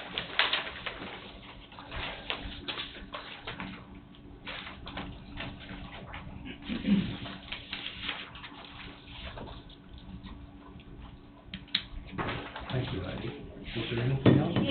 Yes, there is. 10:50. We gotta wait till 10:50.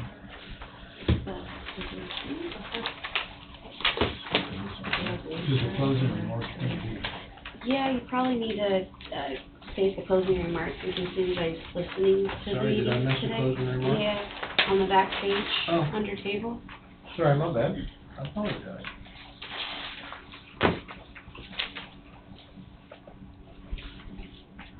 Persons aggrieved by the final decision of the governing body on this matter have 30 days after the effecting date, well, that's not right, effectuating resolution is published within which to appeal in district court. For disapproval, persons. Oh, you just read the approval one. I just read Yeah. approval, okay. We'd like to thank you for participating in the discussion of this case, and you are welcome to stay for the remainder of our meeting. I call agenda number 5.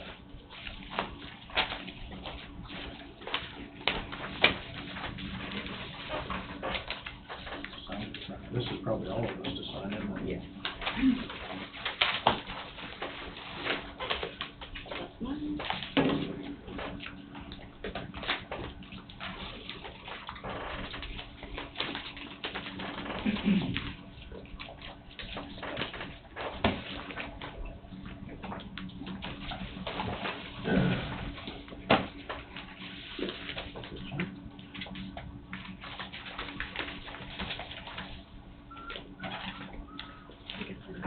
you have yours? Okay, I'm putting extra.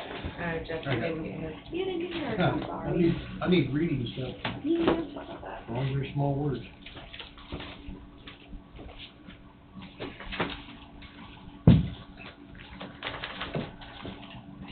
Do we have to wait till 10:50?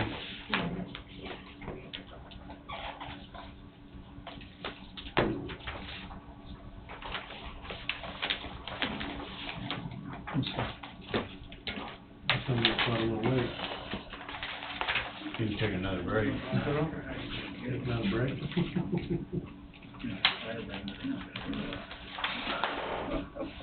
you. Well, we can't do it even before 10:50, can we? Not when you set it for 10:50, yeah. Mr. Ted Vanoff, you got anything to give us today? No, I'm just here in support of the resolution that just passed, that's all. I'm trying to stay on top of things, with this, and Mr. Skipper is good to keep me They informed. keep you informed? Yep. If not, we can tighten up his belt a little bit. Oh, I think he's all right. Carl, you got anything today? Just listening? Just listening, but, last week, we got some new numbers as far as the water demand up at KSNC. It's actually gonna come in lower, because they're gonna recycle more. They went through the processes, and they're discovering that they can recycle more water. Like for EMP, they're looking at recycling 60% of their water on the top end, which lowers the numbers for the acid cancer. So saving, and Rick and I are gonna meet again, tie up our loose ends that we feel like we have, and then we'll request another meeting to make the request of Kansas Water on the Keep moving forward.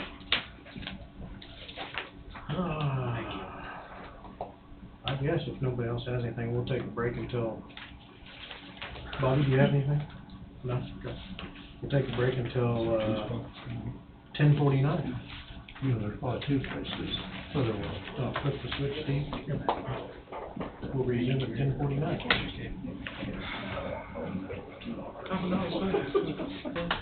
Both are ways, I guess. We're on.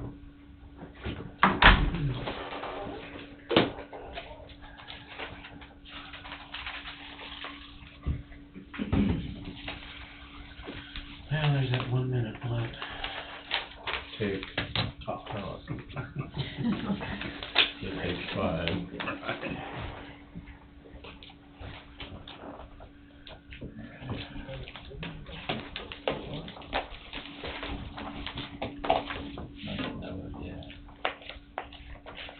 All right. I call agenda item number 5, which is consideration of case number SU 2023-02.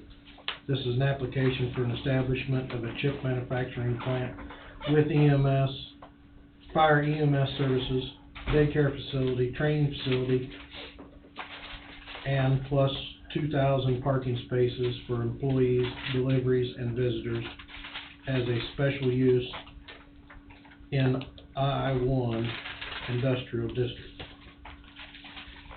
Before we proceed with consideration on this case, I ask the governing body members if any of them intend to disqualify themselves from participating in discussion because they or their relatives own property in the notification area, or they have a conflict of interest or a particular bias on this matter.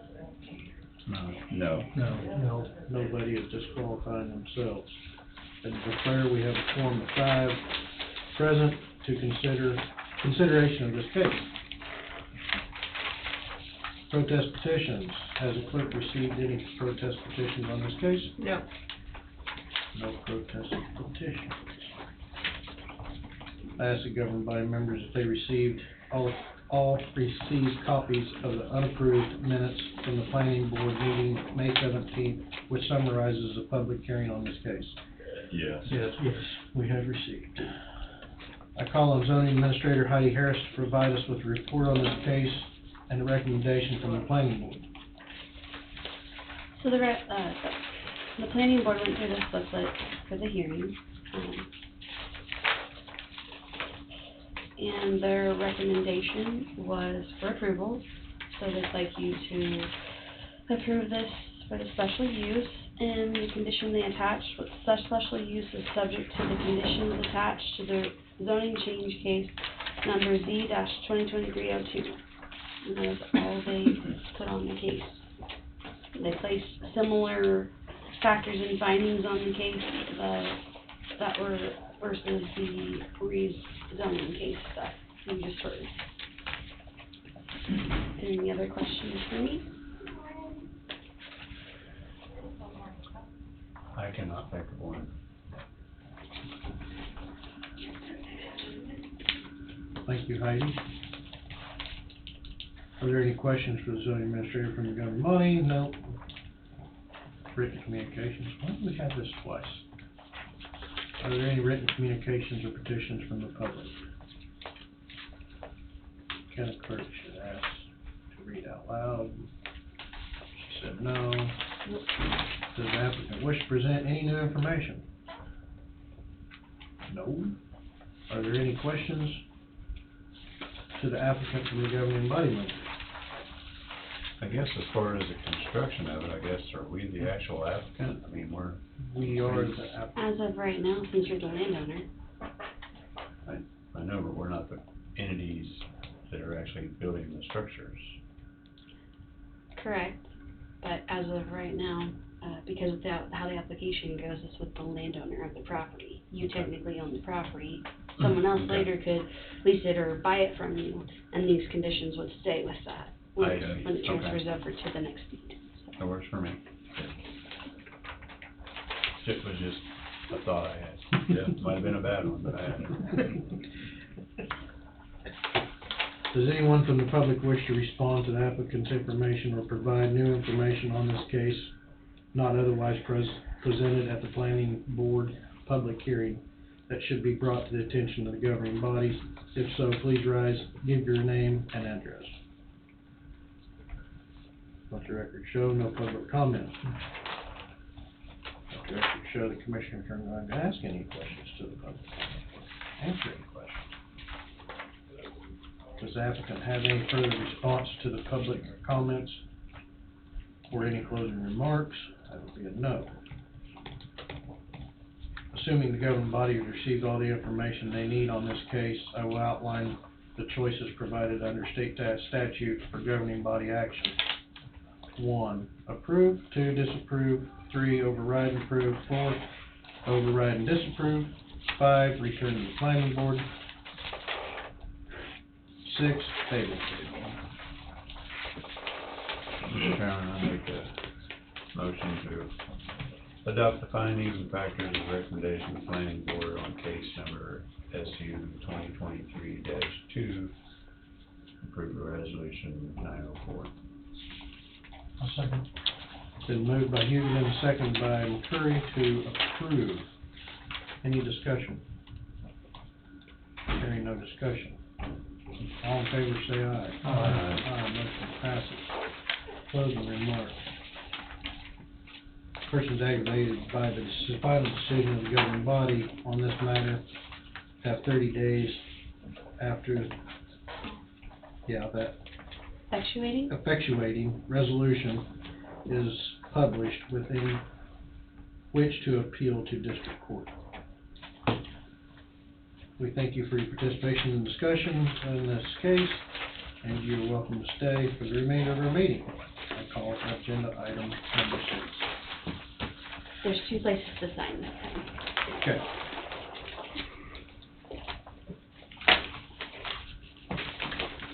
Thank you, guys. We've been busy. Thank you. Thank you very much.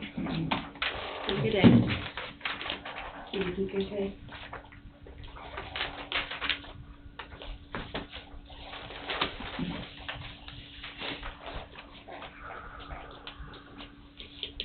There's only one place to sign on this. I'm not remembering that one. Oh, there's one, sorry, I didn't see that one. Never mind.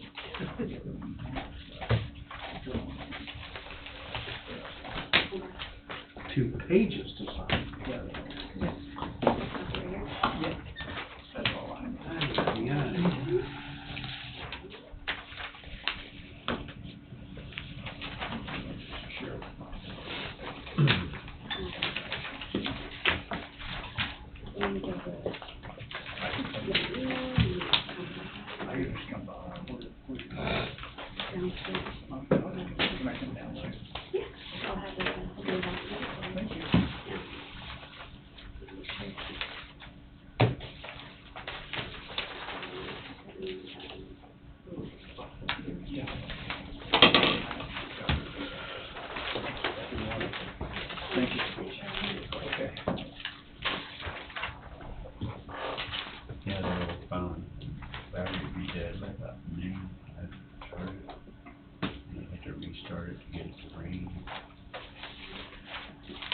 Battery going dead before noon is not all bad. No, it's not. Needs to use the phone. Just really looking at gas station, I wasn't in there. Sheriff? Sir? Good morning. Hey, Tom.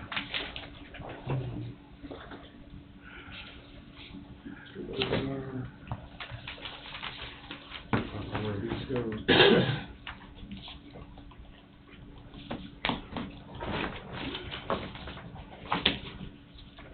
We are at, the end of our agenda. Work session. Thank you, Tom. Thanks, Tom. Thank you. Get this back to Tom.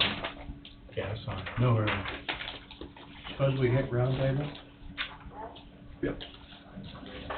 Number one, I don't know if you saw or not, last Monday, I guess it would have been Tuesday, after the meeting, late in the afternoon, I received a message from Brad from IT who indicated he went to upload the meeting to YouTube, to the website, and discovered that the hard drive that holds all recording, well, the recording for this particular meeting was corrupted and there is no video available. He attempted to troubleshoot it to see if it could be recovered, and it's gone. I requested that he put something in writing so that those who want to watch or are regular viewers, when they go to find the link, there's nothing there, so he created a PDF with his letterhead, and it basically summarizes what I said. There is no legal requirement that the meetings be streamed to YouTube. That's done as a courtesy, a decision made by this board. So from time to time, technology failures happen. That's what happened in this case. And I just wanted it to be mentioned in this open session so that when people go back and look, like, why is that last week's meeting there? Unfortunately, it happened and it can't be recovered. So if you have anybody ask you that's what happened, and it's way beyond my knowledge base, but Brad can come. I don't think Brad's in the building today. Adam could come up and explain the failure a little bit more to you if you request, but that's in essence what happened. I'm fine. It was a long meeting. It was a long meeting. I don't know what we can do about it. Yeah. It's gone. As long as we're good and clear on anything else, and I say it is what it is.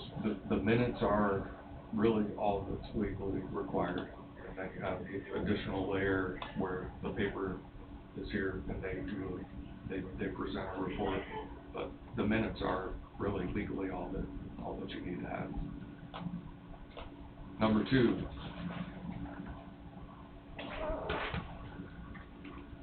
The reason why the sheriff's here has to do with this once I get it up on the screen.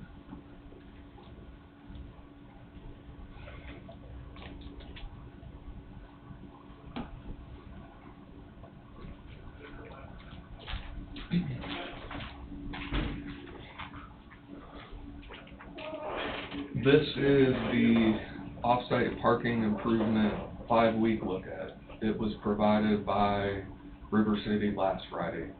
Why that is important, why I want to talk about that right now, is let me focus on the 20th, 21st, 22nd, and 23rd of June. You see that those are highlighted. And why that's an issue is Warren got a hold of me last week. I think he's also talked to Tom. Right out here to the east, they're gonna, as part of the project, just timing wise, so they don't have idle time, they're gonna work on that part of the project, which requires tearing up the entire sidewalk, getting the the street ready for the parallel, or the angled parking going all the way down in front of the east side of the courthouse. What that means, and then put in the, I don't know if it's sewer, utility, whatever the utilities are that need to be put into the ground. That will shut the east entrance down to the courthouse. Why that's important is that's the same week a jury trial is scheduled, which means all traffic coming into the courthouse from the east will have to be rerouted to the west, which means that parking for the number of potential jurors, which at this point, last I was told, there's 100 summons has gone out for that particular jury trial. The 19th, we don't have to worry because the 19th is a court holiday, the 20th is a Tuesday, there's a commission meeting, or no, not, the commission meeting's on the 19th, so on the 20th is day one, and that's when we'll have the most traffic. We have to figure out a way to deal with traffic control and where potential jurors would park. I've talked to the district court. They are going to send out a notice to all potential jurors who are on the list that received summons for jury duty, that they'll have to go through the east or the west entrance. I would suggest the board consider whether or not an email and a request could be made to all county employees for at least the Tuesday and Wednesday, which would be the 20th and 21st, to park somewhere other than the parking lot that they park in now, as a courtesy to potential jurors so they don't have to park every which way but loose.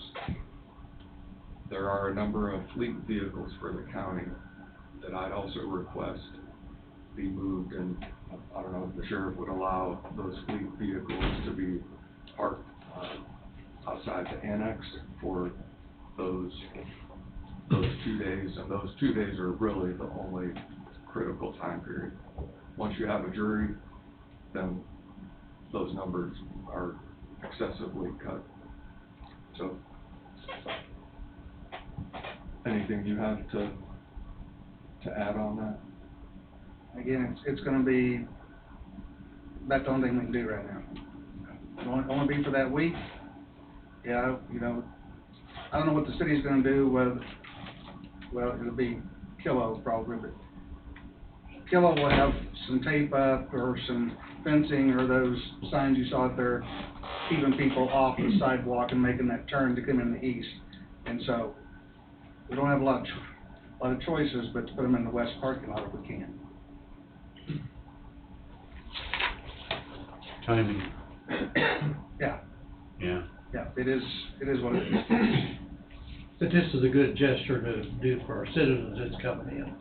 And Absolutely. that won't hold 100 cars out there, but it'll hold 40 or 50 or whatever, but that's a step in the right direction.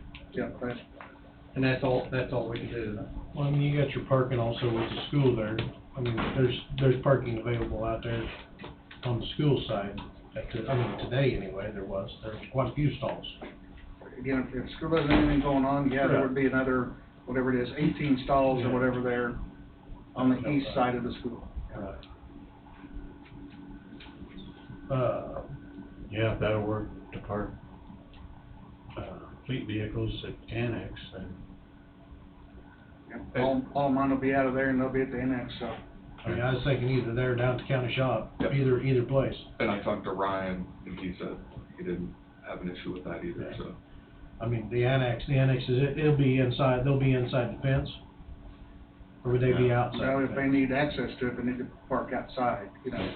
That'd be my only thinking about going down to the county property, parking down there at the road and bridge. Yeah. It'd be inside the fence.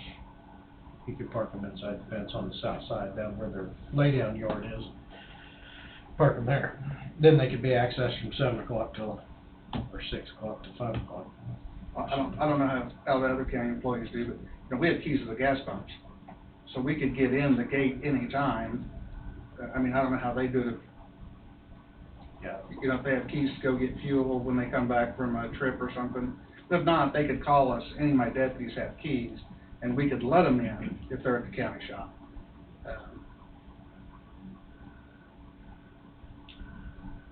I would say send a message out to all employees that parking around this Just for 20th and 21st. 20th and the 21st. I mean, 100 potential jurors, will you get 100% participation? Probably not, but then those people get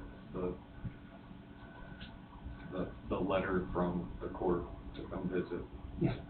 Not the nice letter. It-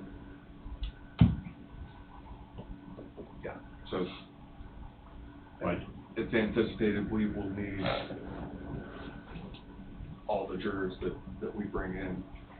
And if we don't have enough, then the sheriff gets sent out to hand people summons and say, hey, you need to come with me from the grocery store, the post office, and you've done it before, Go to right? the grocery store and the post office, and let people know that they got ice cream, that they're put back, because you're going to the court.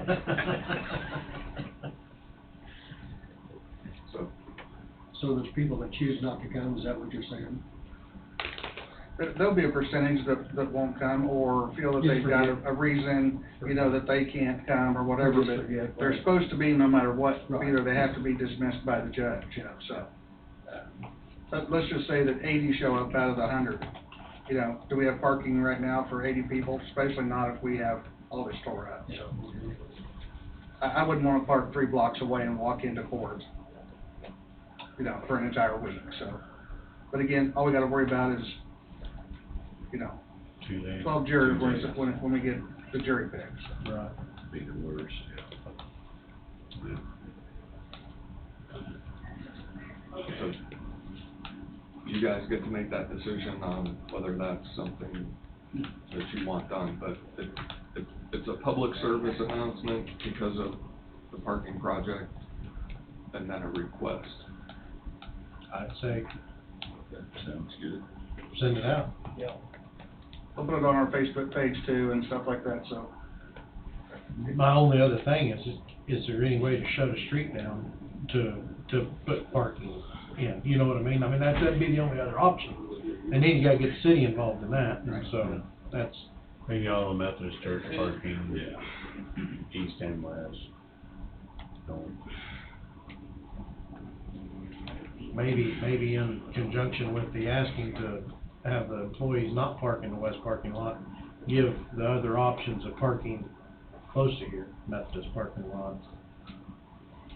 So on and so forth. There's a lot of vacant on the west side of 6th Street across from the Methodist Church. There's, I don't know how many stalls there, and then it turns and goes to the west down to Niagara there, so. I know it's It's an inconvenience. half a block away, but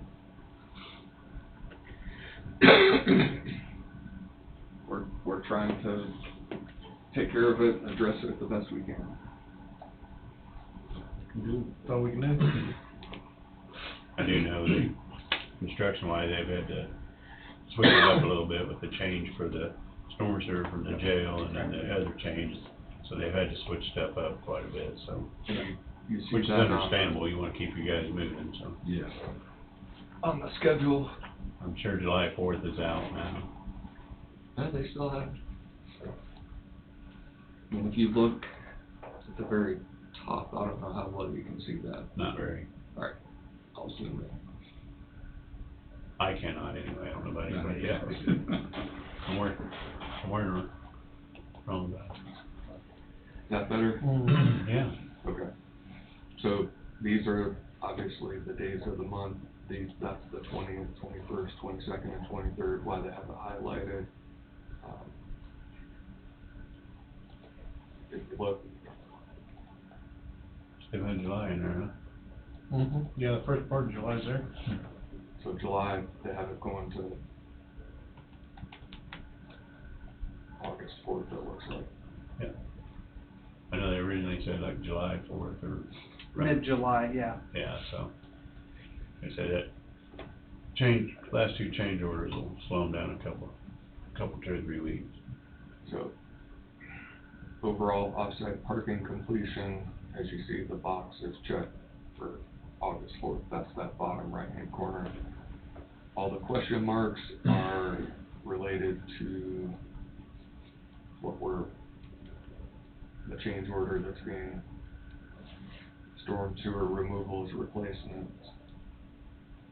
But I seen they had black pipe sitting down there. Well, that's scheduled to go from Sixth Street to Hudson, basically. Oh, okay.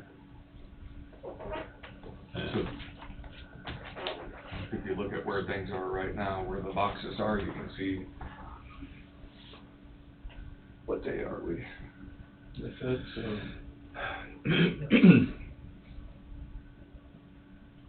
kind of gives you an idea of what's happening. Yeah. It's all a roll of the dice. It rains, and that changes everything, right? immensely.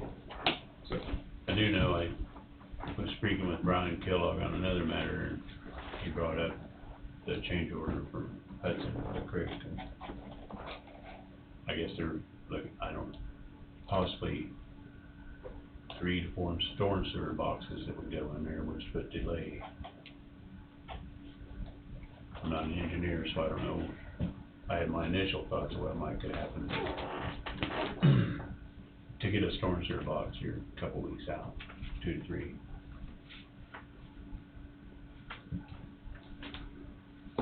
So that's the update there, unless you have anything else. As you see, the security station is still getting closer. I think they're gonna be here this week to install the 2 weeks, countertops. 2 weeks they're saying they're gonna be done. So It'll be they're up in just, time for your court deal. pardon me? It'll be up in time for your court deal. or- They're telling us they should be. The countertops come in this week, then they'll put the flooring in the final week just to have a door going down towards there. They're still waiting on. Of course, it's gonna be a special order. Other than that, the security station will be done, where we haven't had the computer, the televisions will be hung with all of our cameras. We already talked about that with Brad, and we've got all the video we need, and that'll be tied in, but they told me 2 weeks it should be done. Yeah. So they're just trying to get the countertops in and get the last finishing touches ready to go. Good deal.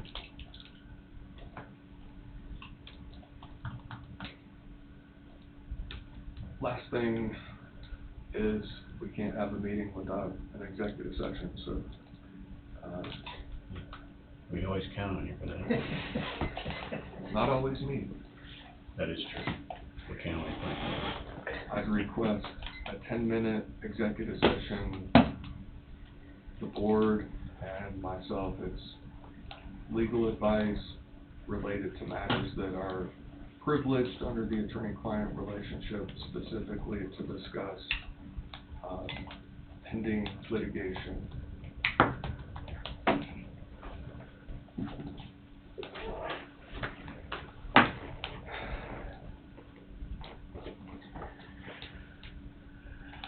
Just us and you. Correct. 10 minutes is plenty, huh? Should be. I'll make a motion. Well, did you break it? See you guys. Thank you. Thank you, guys. There we go. I'll second it. Been moved by Huguet, seconded by McCurry, 10-minute executive session. County Councilor, is that right? And the board. All in favor, say aye. Aye. We will enter at 11:18 for 10 minutes. You might, Yes. turn to 17. Line step just turned 17. We got 1 minute. You're gonna have to trot. Run. All right, we're back. No action taken on the last executive session. Mr. Skipper, you said you have a little something for us? I do. I received some constructive comments last week, and I think it's true that I'm not, with everything going on, there's a lot more need for the commissioners to have more detail and discussions on stuff. So over the next 2 or 3 meetings, I would like to occupy more time during work session, as opposed to trying to fit in between other people on the regular agenda. That would be great, because just like the hospital today, we had to kick them out for their hearing, and we hate doing that. Kinda hate doing that, and then, you know, and yeah, the more info and more time we have to digest it, I think would help all of us make an educated decision on anything you wish us to help you with a decision on, so. Yes, sir. Even if it's executive session, I mean, you still got time to digest it, and if we've gotta move forward after, you know, that, then that, it should, we're just trying to cram too much stuff in before noon. Yeah, it really is. Yeah. And I'm not, again, Mondays, I mean, if it says on there that you've asked for a work session Monday at 1 o'clock, then by golly, that's what I'll gear myself to schedule that way, and I don't have a problem with it. I'll dedicate my entire Monday, especially the importance of everything we've got going on. Exactly. I mean, it's real important, financially and. I know there's a feeling that you get also of having too much on the table, but the problem is, that's true in 99% of the situations, but with everything that's possible, there's so much you have to plan for and be ready to tackle. There's a lot of discussion needs to be had. Yeah. So we like to give them the amount of time they need to discuss it, and whoever that is, whatever it is, I mean, Greg, whoever, don't matter. Yes, sir. I don't have anything substantial for you today. I just real interesting fun facts. I'm doing an analysis right now. Some fun? Fun facts.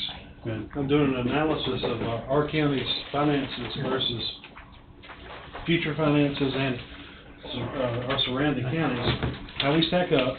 We are unique. And one thing that I want the commissioners to realize is, just like cholesterol, there's good cholesterol and bad cholesterol, right? So you have to have good cholesterol to live. I mean, that's part of the human diet. So just like counties, taxes, everybody has taxes. But our tax burden generally is placed on business, industry. Other counties, they put the burden on the citizens, residents.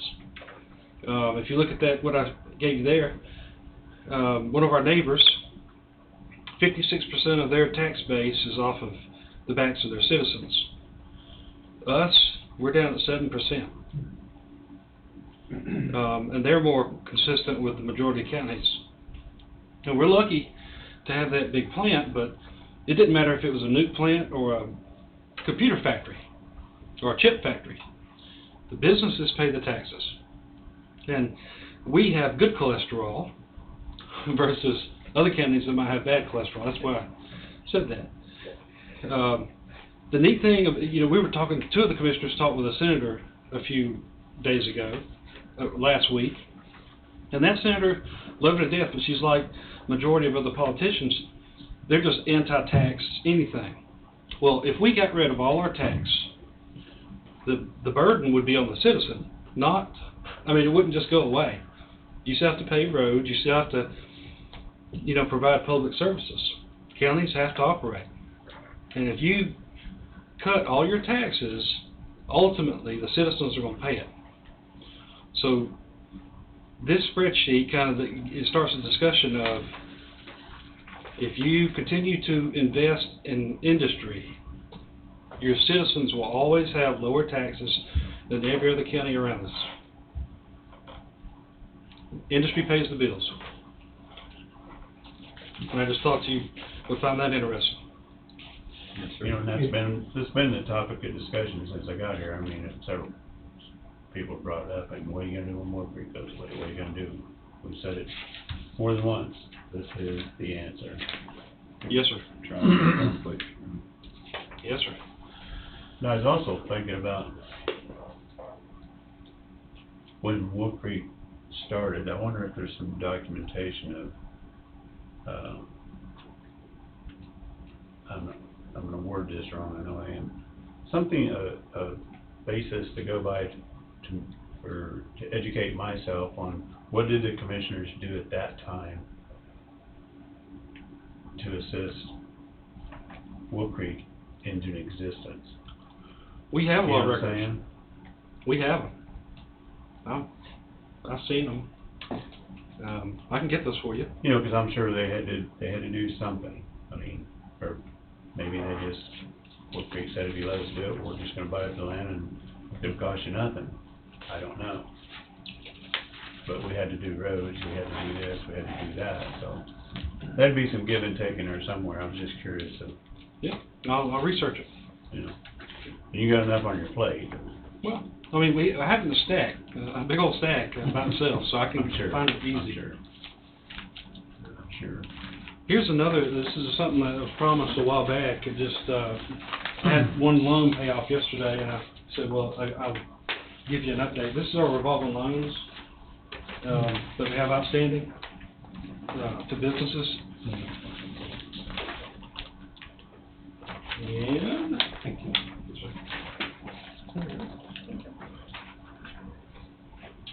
So year to date, or to date, so 1, 2, 3, 4, 5, 6. We had 6. One of them just paid off. The business out of Waverly. They sold and they came in and paid us off yesterday. Great. We've made to date $25,000 in interest.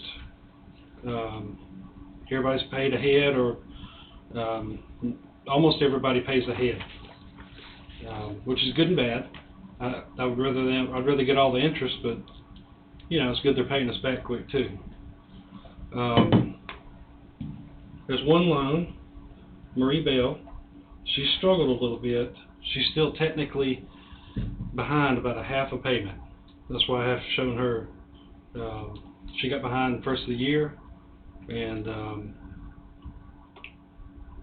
she caught up, but now, you know, she's catching up, but she's still, you know, that's the only negative mark about any of the loans. Every other loan is 100% in line and going good. Well, and that all goes back, that all goes back to my saying is the people of the county needs to support local businesses, 150%. You know, restaurants struggle, you know, businesses struggle, period, you know, if they're in the retail market. And I drive from the north end of the county down here once a week, sometimes twice a week, 3 times a week, and if I try to support the local area here and also up there. As a county, we as county people need to support, you know, yep, the local eateries and stop taking the money out of county. That's right. As much as possible to help support our local growth. Yes, sir. The EV Sports, that's the first one on there. That young man has done extremely well. We're party to his checking account. His fund balances are, he's got almost enough to pay off his loan now. In new revenues he's generated and saved up. Great. And he gets his firearms license this month. He'll be able to start carrying firearms. Great. Subway's clicking along great. Jade Seed, I was privy to their gross sales the other day. Ironically, they're paying more sales tax to the city of Burlington. City of Burlington should be writing us a check for. I mean, honestly, they're really turning some gross sales, and the sales tax are good. I wish we were. There's no way to do it, but it'd be nice if there was a sales tax gain from the county level. And again, the one at the very bottom, RMD, they just paid off. That's all I had. That's a good report, thank you. Yep. Good deal. On the Murray Bell, they get called from their sales tax. They did. Yes, sir. Again, that doesn't mean that they ain't got another sales tax coming, so I'm staying on top of them. And if there is ever, the neat thing about these investments, loans, whatever you call them, that is a piece of property that the county could, it's in the best interest of the public to put, you know, if that loan ever defaulted or went sideways, that's a ready-to-go piece of real estate with a ready-to-go commercial kitchen. And there could very easily be somebody else operating there pretty easily. And the idea is never give up on the county investment. Always, we're going to get our money one way or the other. Tom asked a question, or I guess it was a question, you know, on what happened when the nuclear plant started in '88. We used to have a page in here, Angie, that had the county values all the way back. Oh, 40 or that's, 50. I can't. It's not. that's I the don't one find it in here anymore unless it's in. that's one I created. It's not been in there, it's just one that I. It was there last year, I know, because I looked. We looked. really? I referred Okay. back to it. Okay. Two or three different, because there was one year in there, you know, the property the valuation of that plant dropped, you know, 75, 80 million. Then it climbed all the way back, and then it dropped another 75 or 80, and that sheet was in there giving full details, and it was in there a year ago. I didn't Because realize we that. referred to it 3 more times. Because we was discussing. It'd be nice that to kind of have that back in there if you could. Yes, That I it's will. about time for it to start dropping, and sure enough. That's like this one here is down 41 million for this year now. Yeah. Of course, that's all utilities, that's railroads and pipes and everything else. Yeah. Let me print that off real quick Thank you, Bobby. before Bobby leaves. Thank you. Oh, one more small thing, just to keep this in your pockets. This is, the budget, it was asked, about a week ago, the budget for the factory at the airport.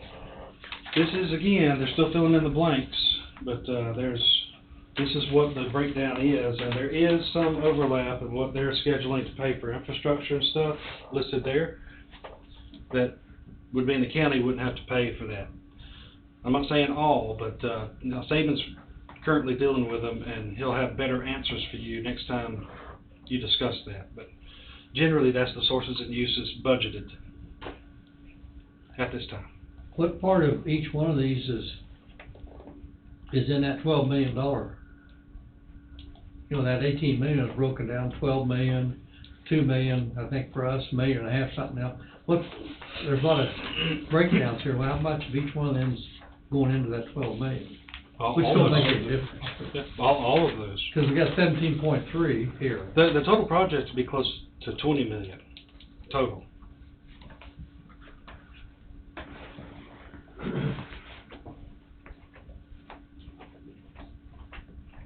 There are a few things they don't have filled in yet, and a few numbers that aren't hard and fast, like their construction number. All they've got is estimates right now. Yeah. They're dealing with Is that the one you're talking about, Don? It was the long sheet. There were 40 years on it. Oh, okay, this is It one. was one that was this way, and it probably had 40 years in it. Okay, that's not the one I have, I'll look for that one. This is one I created that, kind of goes along with what Bobby was thank you. talking about. I thought would be good for a quick glance. This may have about most of it. It's up to 2,000. Yeah, the other one went back, I think there was 40 years on it, 45. Okay, I'll see if I can find it, I don't know. I didn't remove anything out of the book, I just tried to. Yeah, 2001, it decreased to 44 million. Yeah. So on this, Bobby, the building for the airport area, they still don't have any. So water, wastewater, utilities, they're just throwing 45,000 in there. Their wastewater's gonna cost almost that. Yeah, the septic. For the septic system. That's right. That's right. Those numbers are going to change. Now this on the 12th through the 15th, they will be here again, a larger group of them, and they're going to be interviewing with contractors. they realize they need a contractor to get down to the nitty-gritty of what it's actually gonna cost. So they'll be doing that, and they do plan to visit with a few of the commissioners. The 12th and 15th is not on a Monday, it's midweek. Midweek. Yeah. Yeah. 12th is on Monday. So 13th, 14th, 15th sometime. Right? Yes, sir. Well, so far it looks like, to me, I'm assuming there's wastewater and pre-treatments, recycling that, Carl Lee was talking about there, recycle a lot of it. Yes, sir. This particular And he said he's factory, go ahead. this particular factory won't be a big water user. Okay. They'll be almost like a residential, just about twice what a residential is. Whatever the employees use, and they're flushing toilets, washing hands. There won't be any manufacturing water usage. Right. Other than just human consumption. Yeah, usage. generally. Yeah, generally.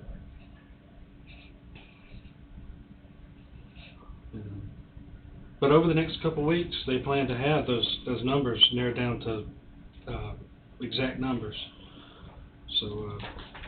Well, and I know we need to get some discussion on land prices, but that all makes a difference in how much participation they want the county to do for infrastructure side. Right, exactly. You know, and so, I mean, Well, you can't buy and sell at the same time. Yeah. You know. You know, the original thought is to have basically possible, businesses all on the highway there, so I mean, Rural Water District number 3 is not gonna be able to handle all those, so in the end, but I mean, so where do you start pricing land? We need, hopefully Sabian can come up with something in the end to say, this is what you're gonna need in the end. I mean, it's 5 miles of water line, it's a water tower, and it's this big lagoon, and you're good to go to the tune of whatever amount of dollars, and then you could say there's 50 acres or whatever along the frontage you can sell, but if it's gonna cost 15 million, divide it by 50, and there you go. Yes, sir. Rural Water 3 did throw a number at that, for us to respond to that battery plant, to say we could do it theoretically. To make it happen, they quoted a $20 million project to get a increased main size and increased pump pressure, and that didn't include any more water rights, just a lot more volume there at that airport. Generally, if you're going to plan long-term for other industry at the airport, that probably is the number that water would cost. And then that means that at some point the commission needs to sit down with Rural Water 3 and ask them how much they're willing to invest. I mean, they're a for-profit, just like, you know, a city or a county is. They need to have some skin in the game too. But again, if we know what those numbers are, we can divvy it out amongst those acreages out there to put a price tag on. Yes, sir. Yes, sir. I don't have anything else. Okay. Thank you. Thanks, Bobby. Thank you. Thanks, Bobby.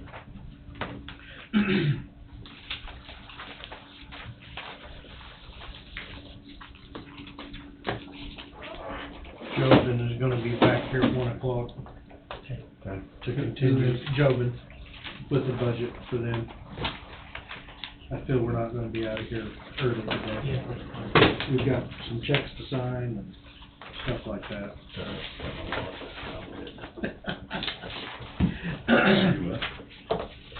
So that's okay, I got my wallet found, I can relax. You did? Yeah. Great. Wade, did you have any more roundtable stuff? No, not for today. I was gonna hit roundtable, we'll finish these checks, break for lunch, come back at 1, how's that sound? Fine. Good. Steve, got anything for roundtable? No, I don't. I'm good.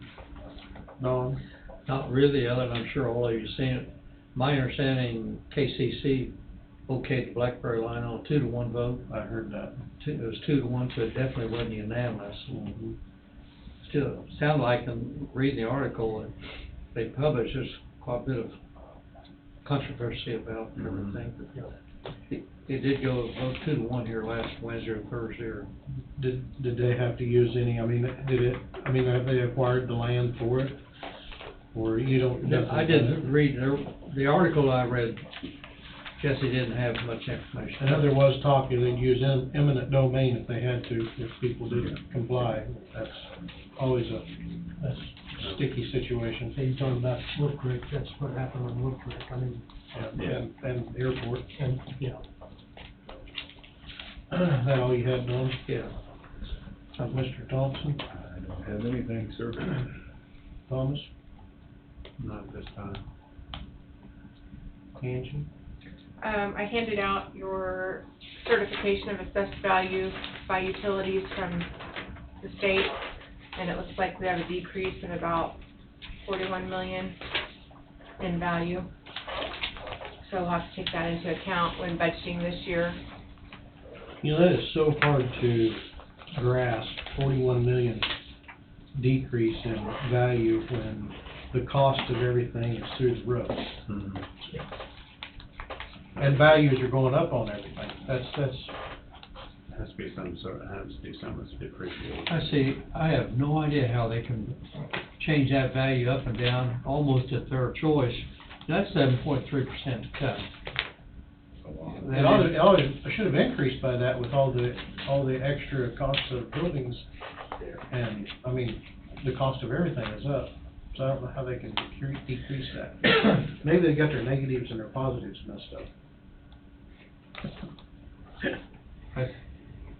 It'd be nice to have an exclamation on how they can actually change those values up and down. A year ago, if I remember, it was up, but it wasn't up any substantial amount, and I don't recall for sure, but. And that's what we were decrease of thinking. 7.3, the way the economy is, the way everything's going, totally uncalled for, looks like. Right. Well, and that's what we was looking at on them track records, you know, when we was going back discussing the decrease of values.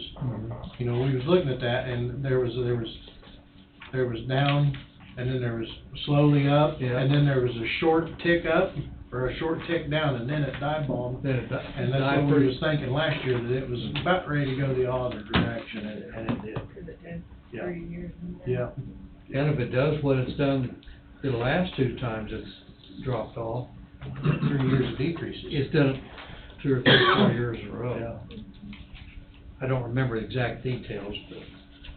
From Highlighted on your from 07 to 09, it decreased.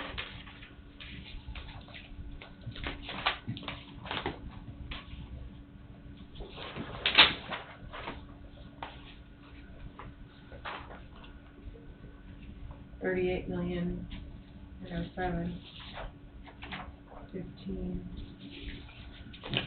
Yeah, 38 million, 15 million, 24 million is what it decreased from 07 to 09. Each year 38, one year was 15, 09 was 24. You can see probably got 3 years of downturn, the way the track record is. I don't understand it. For the last 3 years, you know, we've had an increase, which has been a plus. Yeah. We'll probably be looking at more than 1 year down. That's what I'm guessing. Didn't get my poll. Last year, it was kind of new. Yeah, we were planning. I mean, that's what we was, kind of had a feeling, gut feeling that it was going to be decreasing. Next Friday, a week from this coming, the 16th, is when all budgets are due from different departments and agencies.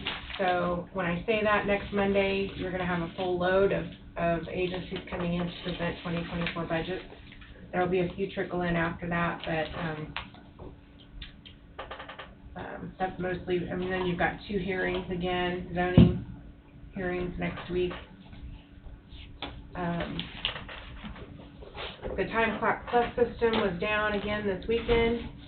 They've got it back up and running. I just got a message here a little bit ago that it's up and running again. So I know it's frustrating for departments.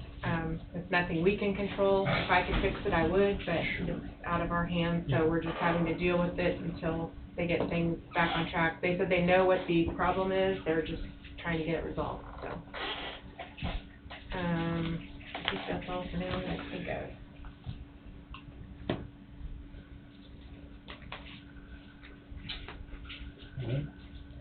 I don't have any roundtable. Unless I forgot about something.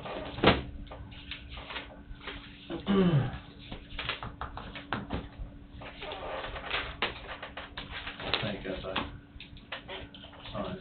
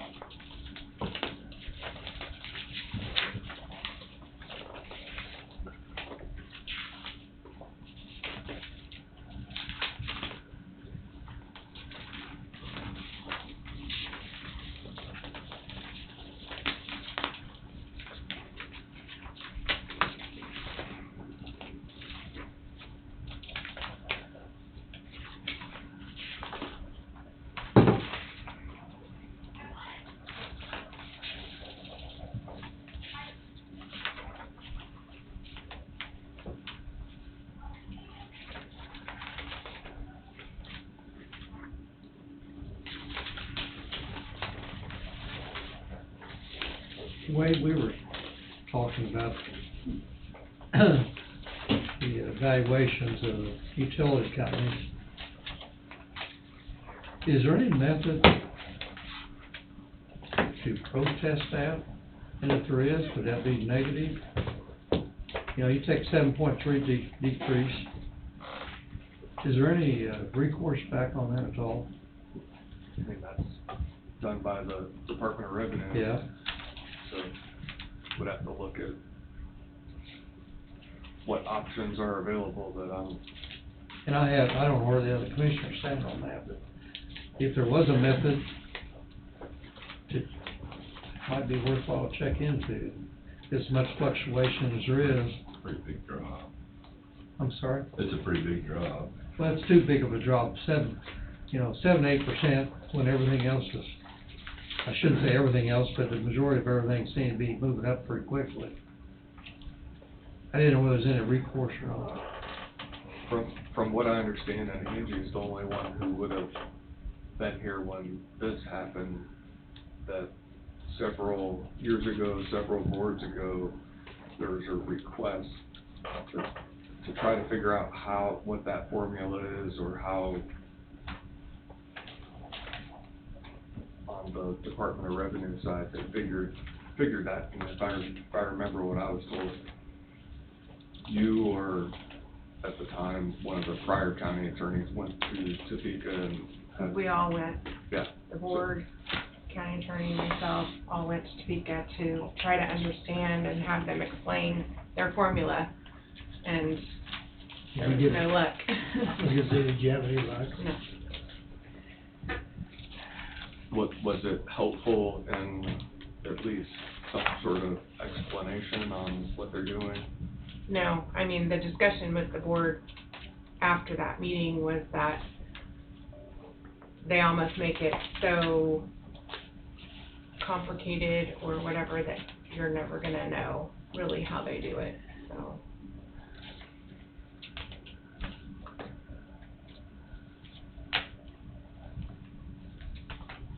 That's just like the railroad, I forget what the railroad was, but, and I don't have any stock, but you take BNSF.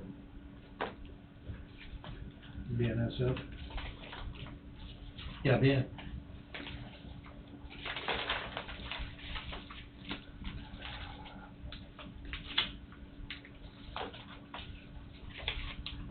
It did go up a little bit, but you hear about their stock market increasing substantially, the last 12 months. You would think that the value of the company going up because of the stock market, that there's no way the valuation, their valuation did go up a little bit.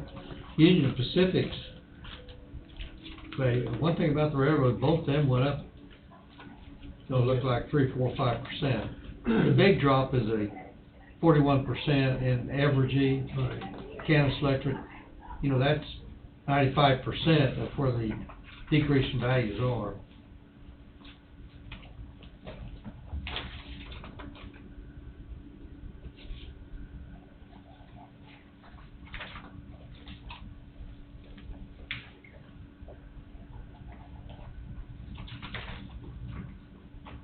Four Rivers went up. Pardon? Four Rivers Electric went up. Okay, it went up. Not very much. Yeah, their number's like 2 zeros on the back. I know it.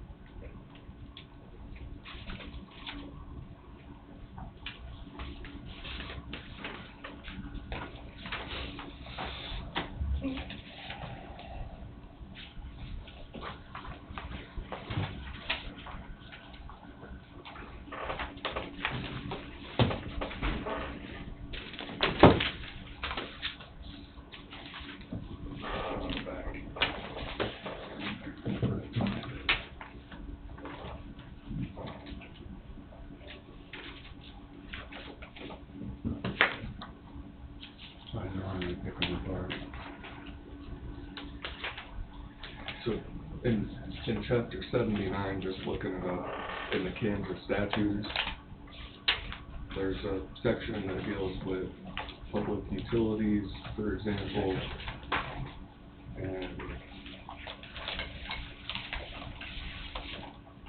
qualified appraiser or appraisal company or companies shall appraise the property of public utilities as defined in this act. So, somebody's involved in doing that, I'm sure.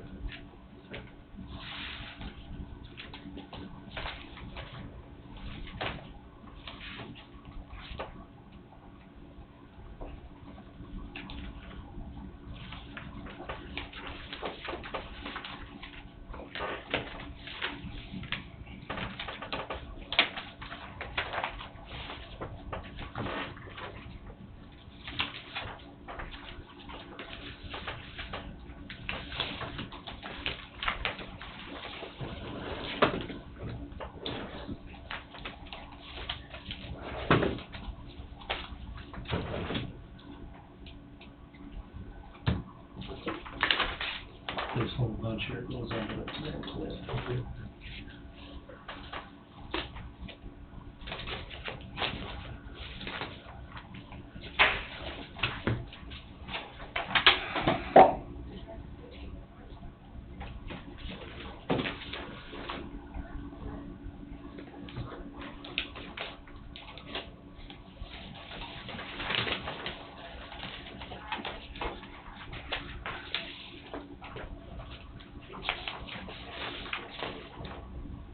This whole bunch goes Yeah, under this the- whole bunch. It goes under the clip and then this yellow clip.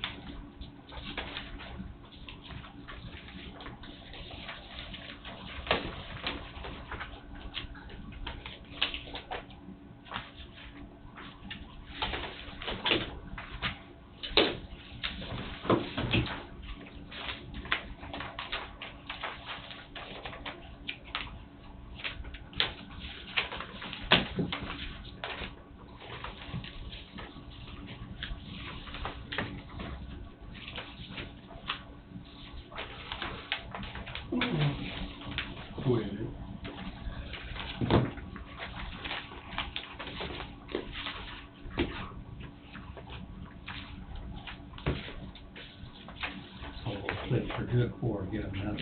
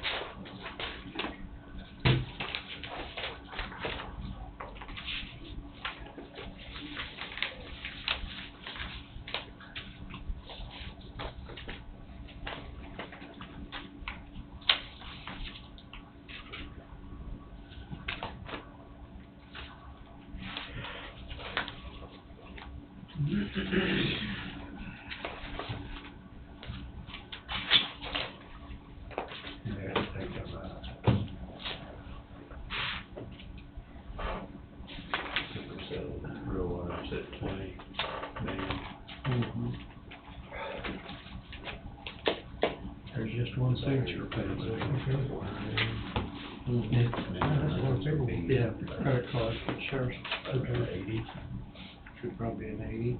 If you just did 30 million and divided by 480. Is this by itself? This here was inside this. Inside that, all right.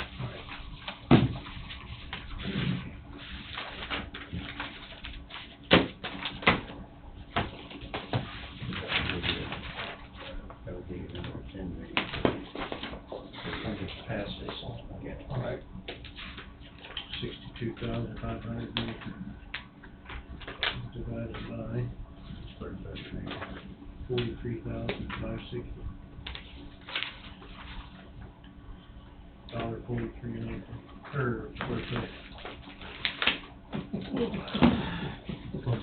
Now you know why. I thought. Now you know why it's going for telling these cities $220 a square foot in Kansas City. Yeah. That would be. So See, that to me was very, very, very helpful. Mm-hmm. But by the same token, we need commitments from everyone. Mm-hmm. Just been basically going. Mm-hmm.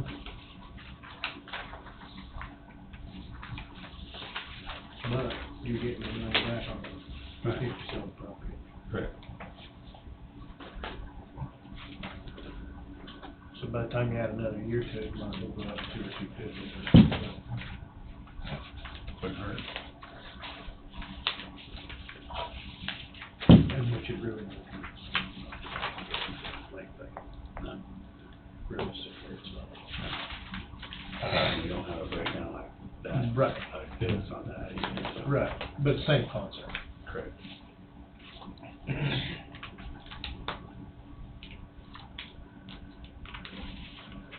Can you get a concrete driveway that cheap? Mm-hmm.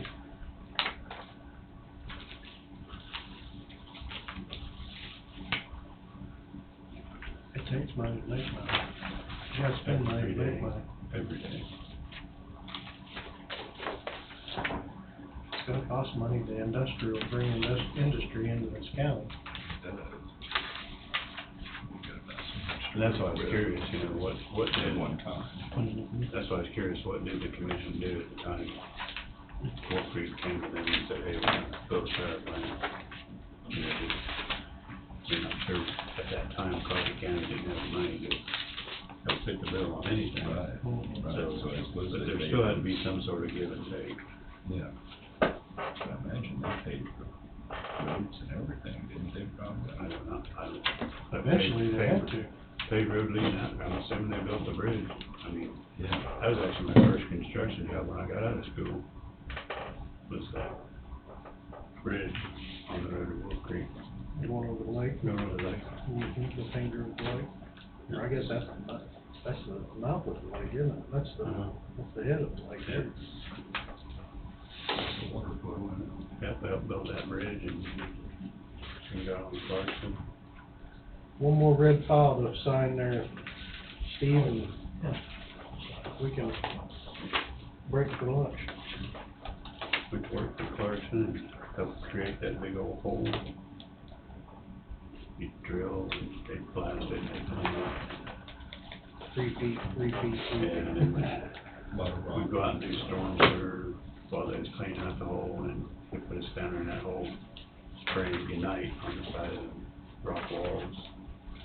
Big old hose, shoot mortar, so to speak.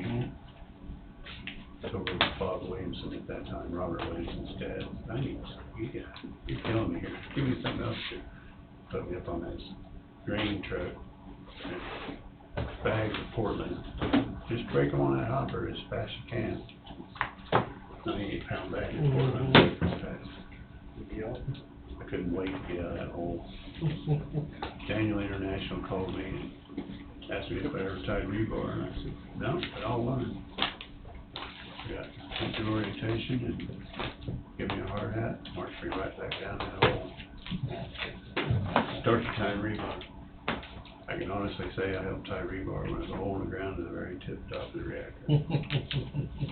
Took 4.5 years to get up there. A huge project. Had a lot of concrete. Everything done? Yep. We'll adjourn till 1 o'clock, or we'll recess till 1 o'clock.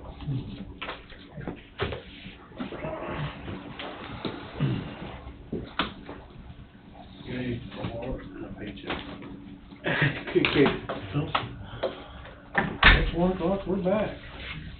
Yeah. Jobin, sorry we cut you off earlier, but, you guys have the podium now. We understand. And you can take as long as As you long want. as you want. Well, that's what else I can think of while maybe talking. That is a matter of opinion, isn't it? Yeah, right. Maybe I should have said that. Whistle goes off at 5 o'clock. You all know I talk a lot, so ask anyone. Yeah, before we left, I was about to go over this packet right here. Is there an extra one up there for Joe? No. I have I've got 8 of them up there. I know he brought me one, but he gave them all to me. Yeah. Yep, my mistake. No problem. You want one? It's in our book. If it's in our book. I got one. I got my book here. Okay. So, it's divided up between, the ambulance and then the hospital, excluding the ambulance. Those underlying numbers come from our operating budget, so, they are the same. As you see on expenditures, for the ambulance, it's, slightly going up every year, due to the inflation. You actually see the opposite effect on the hospital side, and I'll explain that in a second. But I understand the most important thing is that the $1,019,000 staying the same from all years past, is what we were requesting or asking for. The reimbursement line, is patient revenue, so whenever an ambulance gets paid for transporting, that money comes back in, it helps offset the cost, to the ambulance service. Next page is capital for the ambulance. My understanding is every year, they do a capital upgrade to one of the ambulances, and this is what this is right here, top the $100,000 a year. And then also the $40,000. And it's about every other year. Every other year we purchase a new ambulance. And we used to put back $75,000 a year for an ambulance. Well, this year we bought one, and we just used the same box and put it on a new chassis, which saved us money, but that still cost $139,000 just for the new box. And so we need to start changing that, what we're pulling. Need to add more money to that. That's why it went to $100,000 for previous years. And still, which is not enough. Well, and if you put, well, it kind of is because we only buy an ambulance every 2 years. Oh, okay. So they rotate every, yeah. so there's. But you're throwing 100,000 in there a year for equipment upgrades, Yeah. okay, now. Like defibrillators and I think AEDs. Okay. Your questions? first name is Bill? Yes, sir. Okay, sir. On the reimbursement on the ambulance, jumping from 22 actual to projected, that's $400,000.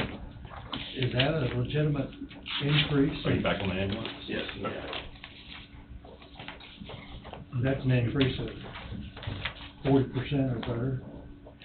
Yeah, that's this 1301 is based on this past year of 1237. Now, what happened in between the 2 years before, I really can't speak to. I don't think Jovan was here either, and why the reimbursement went up that much. Well, there's some things like the hospital in general, we're told what we're gonna get paid from the government. So they did raise some things this past year, so we can charge more for the miles per mile of transport, and then the other services too went up a little bit. That could show some of that. So this is projected increases coming from the government, and I would assume so. in much of it. Medicare, Medicaid. Now, they might say, we bill $100 and we get 20. You know how that world is. But what another good point is since we're a critical access hospital, we do a lot of transport into Topeka, Kansas City, for the higher acuity cases that we have to transport out because we're not set up for that. No more questions on ambulance. I'll skip over to the hospital, excluding the ambulance, which is the third page. You'll notice in the total expenditures towards the bottom, it's falling dramatically. That is a function of COVID money right there. When we had the money, we were having to use it to spend, else the government would take it back from us. We no longer have COVID money anymore. And 1 year I've seen it has been up to $3.5–4 million for this hospital. That was 2 years ago. And it fell decently last year, and then it's not even in the budget now for 2024. County support holding the same at $2,039,000. And then also another part of why you see capital outlays going down is the same thing. Is not only we're spending that money on operations, but we're also spending on capital too. With that money gone, obviously our budget has to be cut.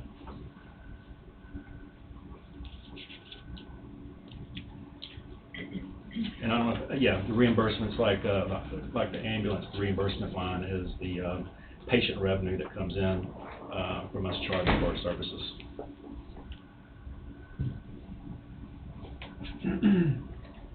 On the top line, personnel services, 23 budget to 24 projected budget, down $3.3 million in expenses. How? Part of it's an FTE fall. How many FTEs we attrition? So as you probably remember, Don, especially you and Jesse, I talked about tightening up the ship, and as people retire or move away, we're pretty much not replacing some of those positions. That also takes an effect of the nursing home, although that does affect this current year, which the nursing home is a change as well. That's a good point. The nursing home is obviously not in these numbers. That includes benefits, that includes everything in that line. I knew he was gonna try to tighten the ship up just a little bit, but it's almost a 20% decrease in expenses. Are you gonna be able to accomplish that? Mm-hmm. Because your income down below dropped 4.3 from 23. Yeah, actually our income's larger than that. The reason why I put a portion of it in there so I could balance the 23,168. That 21 is actually I projected that, just trying to balance it. So if it's 4.3, what is the actual number then? Or the 21 million? There's probably another 2.5 to 3 in there. It's probably 24, so it's about 24 million. If I remember. Yeah, I didn't bring that budget right. But yeah, that's all the revenue's not there because I had to obviously balance these numbers. So if the expenses are accurate, I'm sure they're as close as you can get to the potential income, your bottom line in 24 is gonna be positive? Yes. With depreciation, it's gonna be about $562,000. If you add back depreciation, it'd be $1.6 million. Million six after I add it back. Adding depreciation. How long do you have to depreciate, and I don't mean to be asking quality, how long do you have to depreciate that new MRI equipment out? We're not depreciating it because there's a capital lease. Didn't have to depreciate it? Effectively, you expense it through the income statement like depreciation, but it is a capital lease, so we effectively got a loan on it. So we leased it to own for So 5 years. you could deduct the cost of it all at one time? Actually, we're paying the cost of it over time, just like if we were financing. It's just an expense, it's just a taxable expense. Not Or taxable. not taxable, but. Is that what you said, it's a lease? Yes, it's lease. So basically, we're paying rent every month. So you can write 100% of it off. Yeah, it will be written off by the end of it. It's a dollar buyback at the end of the lease. And then how long's the lease, may I ask? 5 years. 5 years? Okay. Yeah, they cut that deal before I got here, so we were real positive all the time.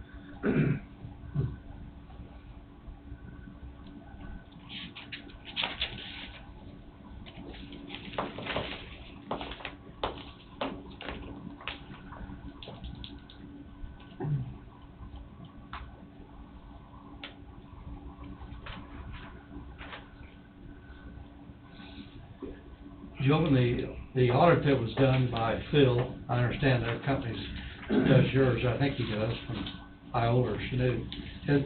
I'm sure they've showed that to you and the board. Have you been presented the notebook yet?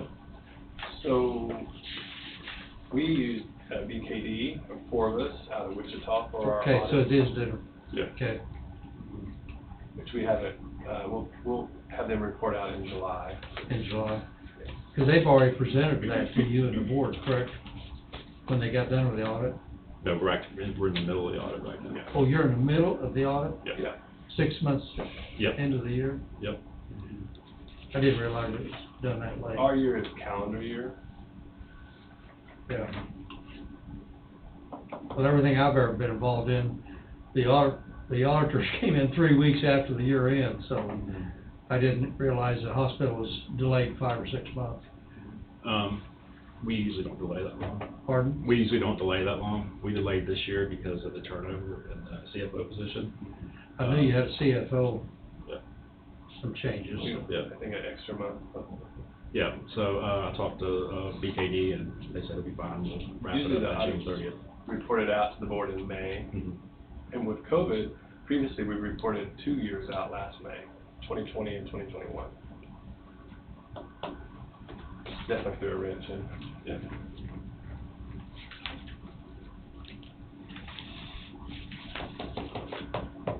Well, with the report you give to us earlier this morning, Joe, it's a special accomplishment, to be in that top 1.5% category that CHS is in, and so congratulations on running that. And great team of docs, great team of staff to get us there.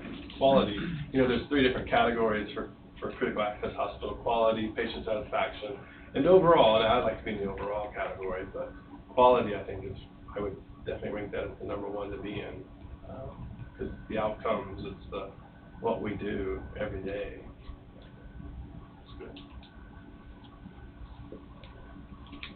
How are the collections doing? Better? Well, you got the change of Yeah. your computer system and Correct. so on and so forth, but is it people paying their bills? Oh, they're paying their bills. A lot of the disruption has occurred because, and I've brought a cash flow schedule, and I can look at January 1st of this year all the way to today. That thing's just doing this right now. And early on, there was such a disruption in cash that kind of put a hole into our balance. So we're trying to work back from that now. As far as people paying the bills, it's the same percentage as it always has been. It's been more internal operations that's slowed it down. So previously, remember last year we wrote off 1.5 million bad debt. People didn't pay their bills. So about 125,000 a month, a little more around there.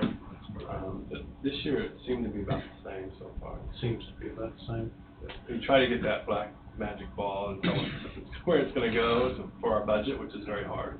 Yeah, it's supposed to be a crystal ball, you need a We different have ball. both. Instead of a The 8 ball you and the need a- crystal ball. And the bad days is when they tell you different things. Grab the 8 ball? We do it 3 or 4 times. You ever thought about, putting it in the corner pocket? Yeah, there you go. Yeah. But 2 or 3 weeks ago, I think you had some judgments in the paper, and there was 35 or 40 there. It didn't have the dollar amount listed on each one of them yet, but are you pretty successful on recovering money when you go through that process? Success rate's not that good once you get to the. I kind of figured out what your answer. A judgment doesn't mean they're gonna pay. Right, right, Yeah. yeah. So we have options, you know, we pay cash, you get a discount, you do this, you get a discount. There's options through one of the local banks set up, that we set up for me. You can go get a loan through the local bank, and definitely Bill can talk about that, because it's a pretty good setup. And then we're looking at another option that's through a third-party company. Instead of us selling our debt off to a collection agency for pennies on the dollar, maybe we can sell to this company that they feel like they can get more of the funds quicker and more of the money. So we're looking at a couple options there. And some more options for our patients. They can pay on their phone, they can pay through email, which they can do that with us. But we're just trying to find other ways to not get pennies on the dollar, but get a little extra. Do you have a payment plan within the hospital? Oh, yes. Yeah, I thought you did. It used to be in the past, you know, $5 a month. I think now the minimum is 25, 50. Yeah. Yeah. I mean, I was sure you did. And I know previously we discussed the subsidiaries, I guess, your Life Care, you know, the other building over there.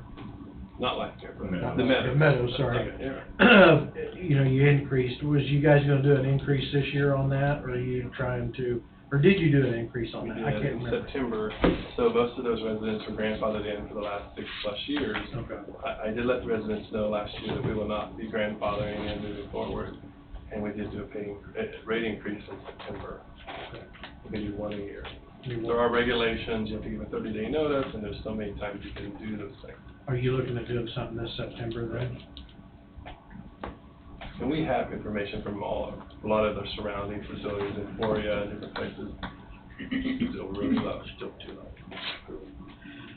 But there are regulations on the percentage you can raise per year too. Right, right. You can't just go from here to up there. Where it should be. And that's state regulated. Right. Some is state, some is federal. And what's your capacity, is it 24, 20? 26 individuals can be in the facility at the Meadows. There's 26 apartments. So if a husband or wife or 2 people were in one apartment, I might have an empty apartment. Right. Because it's by the resident's actual body.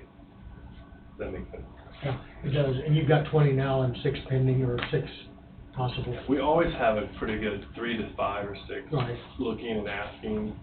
The couple that came into last week, that was probably the 5th visit in the last 3 months. So they're really interested.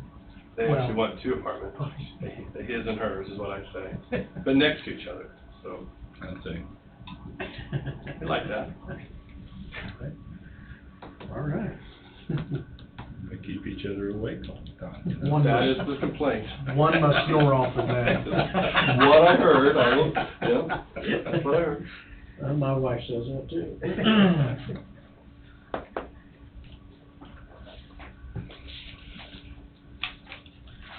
Well, I didn't ask the questions, but my questions were answered when he talked about the COVID money, and that's the reason for the drops and declines, so. And we wish, I mean, of course, we all wish there was more money, but we're definitely, as I've mentioned a few times with grants, we're definitely working hard on this, like the Sutherland grant and some other ones that are out there, especially the Kansas or the counties, like our county, that are designated for those. And hopefully we can get some of it, because we have some pretty big capital projects, like our parking lots are definitely need some attention, really bad. There are quite a few, we have a couple big air conditioning units that, a couple $100,000 that, you know, need to be addressed. We have a sewer line under the building that needs to be addressed, probably $75,000 there.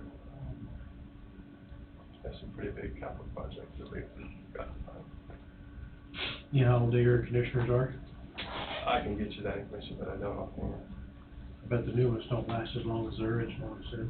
They're probably old. I would tell you, so fortunately for us, the Meadows, in 2019, I think you all remember there was a pretty large hailstorm, and we didn't look at our roofs at that time. Don't ask me why, I don't know. So we have some leaks, and so I did have Dick, who's over our maintenance and facilities, reach out to the insurance courier we had at that time, and they came and looked and agreed it was a total loss. And so fortunately, during that replacement of that roof, when it was built, we bought the most expensive roof, and so we went down just one level. It's gonna be great, you know, a whole new roof. They also determined that some of the air conditioning units probably need to be replaced. They can't go in and comb the coils like that they thought we could, and so we're hoping to get about 20 of those units replaced. We haven't got the final answer on that, but Through the insurance. correct. We do That's have a a big savings. Well, yes, it we is. do have a $50,000 deductible per building at that time. Currently, it's $100,000 for all. So we did have some damage on some other little buildings here and there, but I can't put $50,000 when the roof's only $12,000. And so we do have a different carrier. So we'll get some of those addressed.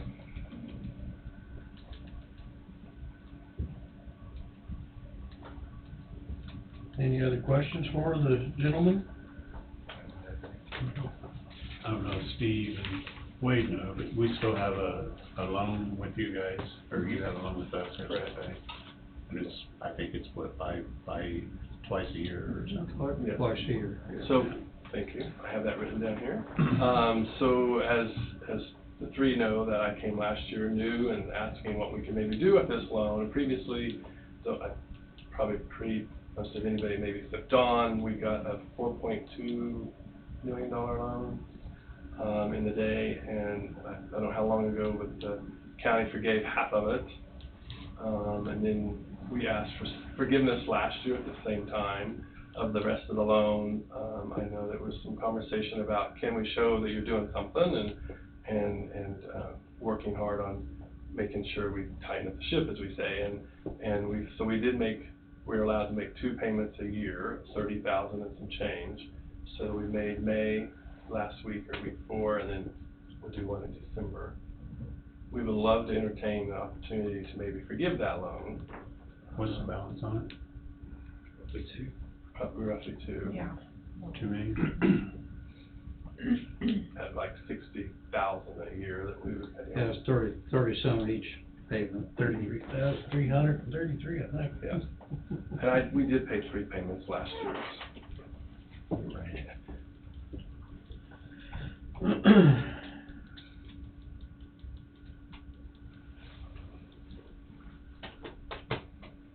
Well, I have made the motion once or twice to forgive that, but I'll wait for someone else, and I'll just second it.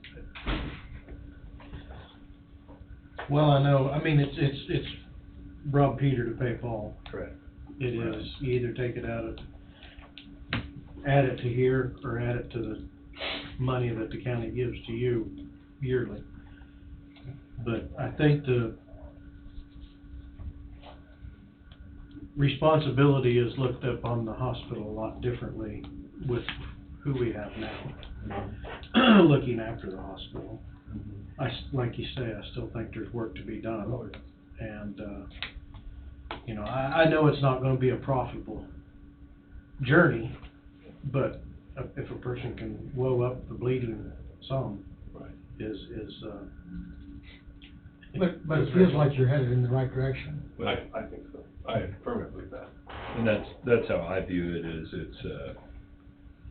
it's a public service like our roads or anything else. I mean, obviously, you know, you're buying and selling a product, so, you know, the utmost care to try to make it cash flow is there, but I feel like us having a hospital and all that's here for the size of our community is a really big plus for anyone wanting to look to move here, or just for our citizens in general to use. What was the original one for? I'm just curious.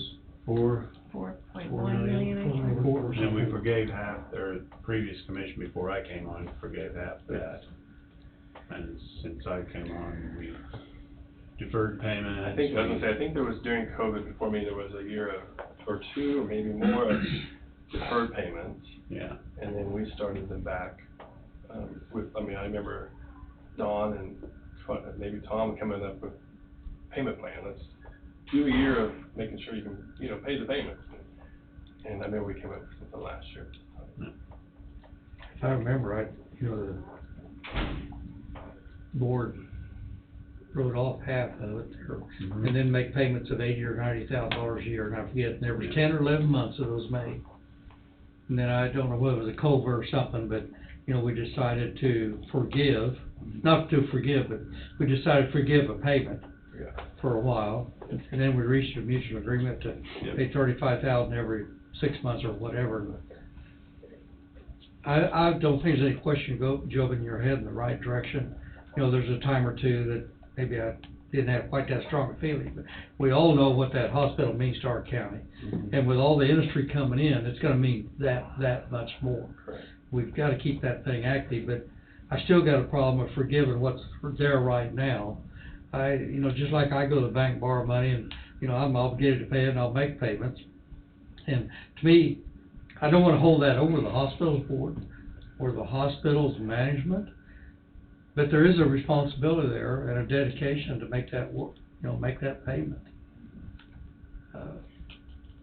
I, for one, and like to see it stay there at that 35,000. And I'm of the same opinion, and that's, you're showing,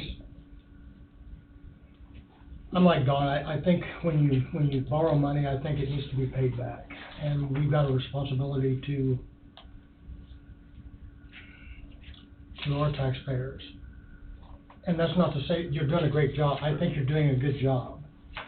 I disagree with you on Sunset. That was probably in the best move in your opinion. But I have a problem with the forgiveness part of it. We're kind of a little bit in my opinion, we're a little bit one and the same though. I mean, like, was it you, Jesse, that stated, you take the money out for the payment and then it comes back around Full circle. The aid that we're doing now. I mean, I understand what you guys are saying too, but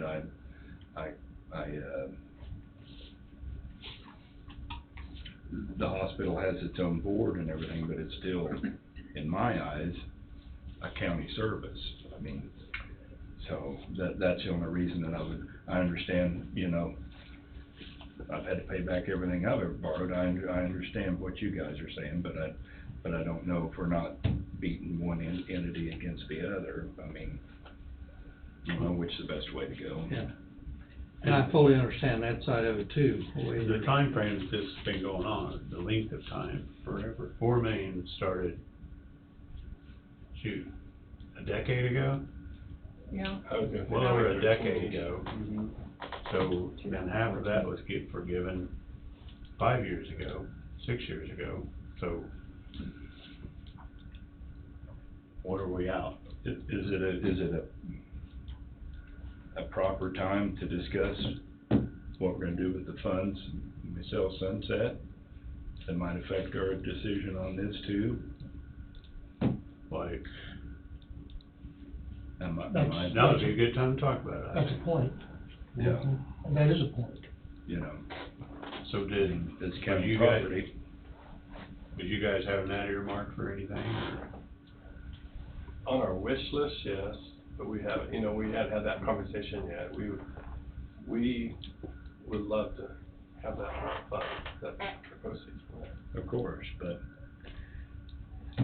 I think for us, for like our parking lots, we're still trying to get quotes on what it would do to improve and replace our parking lots. And those are things like that that will not happen this year. Right.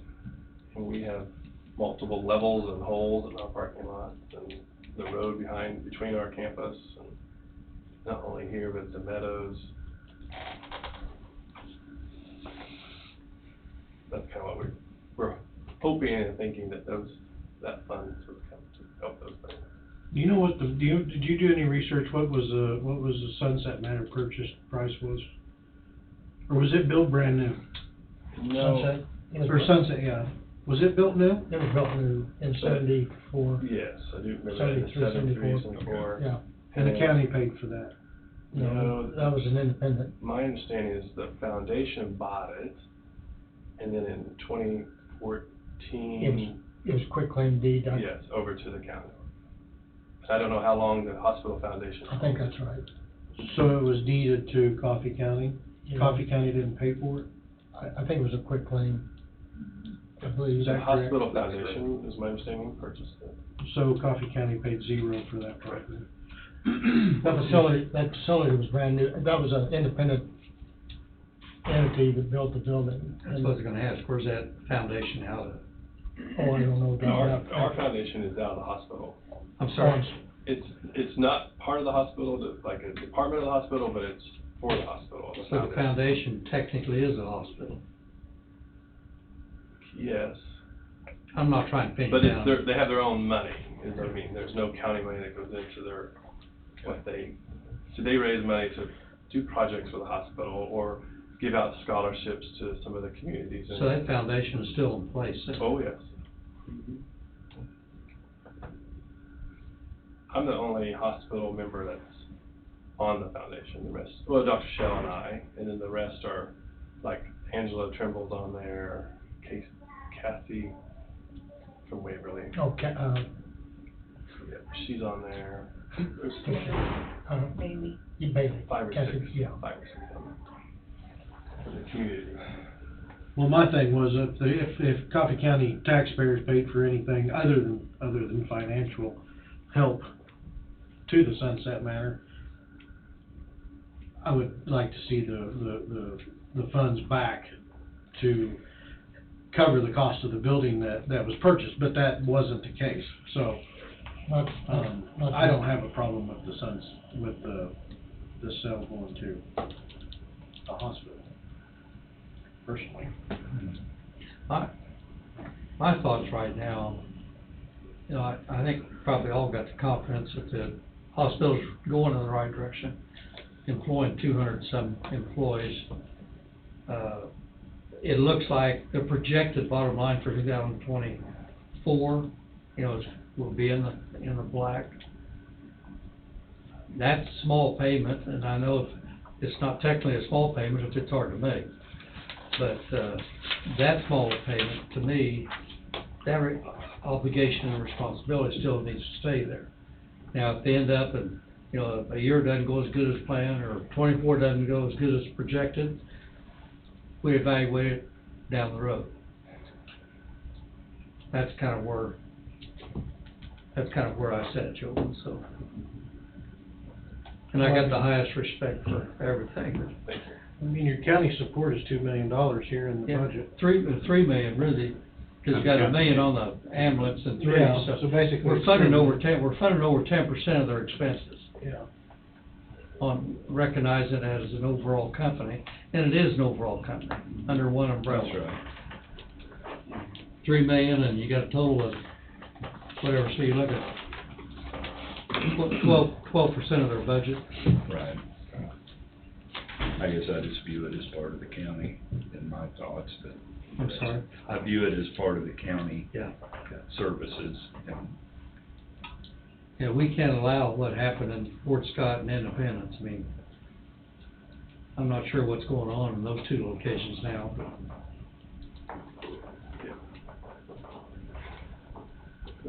They do estimate that 656 hospitals were closed throughout the county, throughout the nation this year. And there's a pretty big chunk. Kansas, Oklahoma, and Nebraska have the highest percentage. Now, we're not there, and we're not thinking that. I'm just saying it's a tough world in healthcare. Rural hospital in the state of Kansas hasn't been real good. Yeah. In some of the articles I've read, Yeah. we gotta make sure that don't happen. Yeah. And we've worked hard to keep all the services that we can.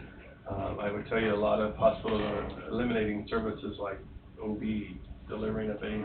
A lot of those services that Yeah, I think very important for a community, especially if it's gonna continue to grow with up north.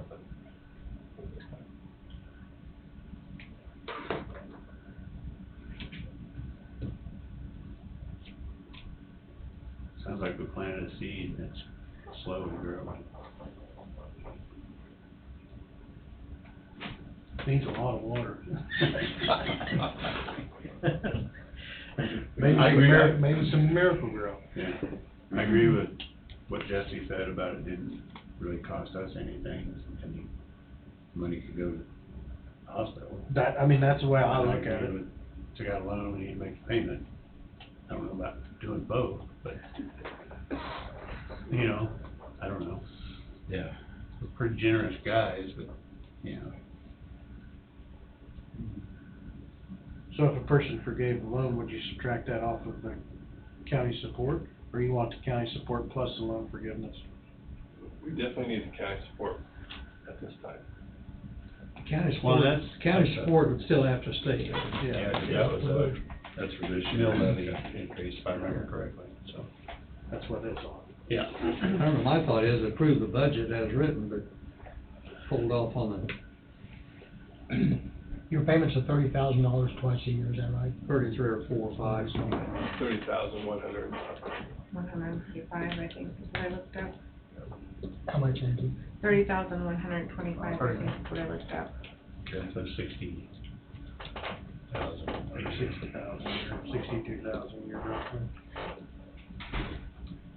I'll stick by what I said. I'd still like to see the payments made, maybe I'd be interested to revisit it later on, but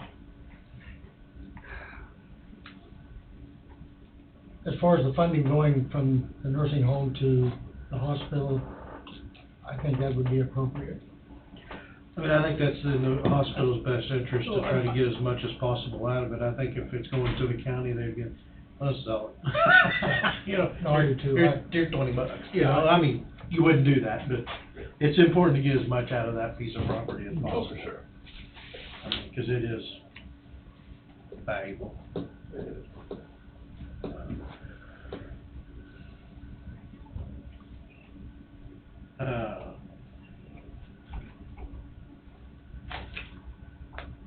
That don't have to be part of, making a motion to approve their budget, so. No, Right, right.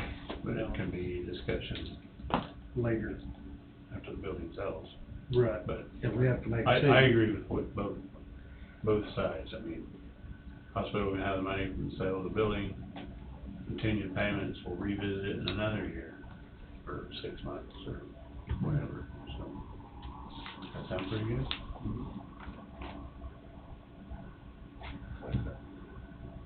Well, with that, I'll make a motion to approve the budget. Oh. You've been typing, have you? You gotta turn it back on. All that fancy stuff there. Yeah. Angela had that on there at 8 o'clock this morning, Well- as the last item.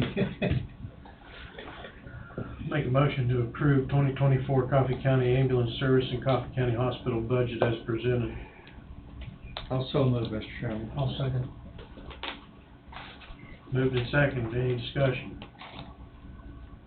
Hearing no discussion, or any more discussion, all in favor say aye. Aye.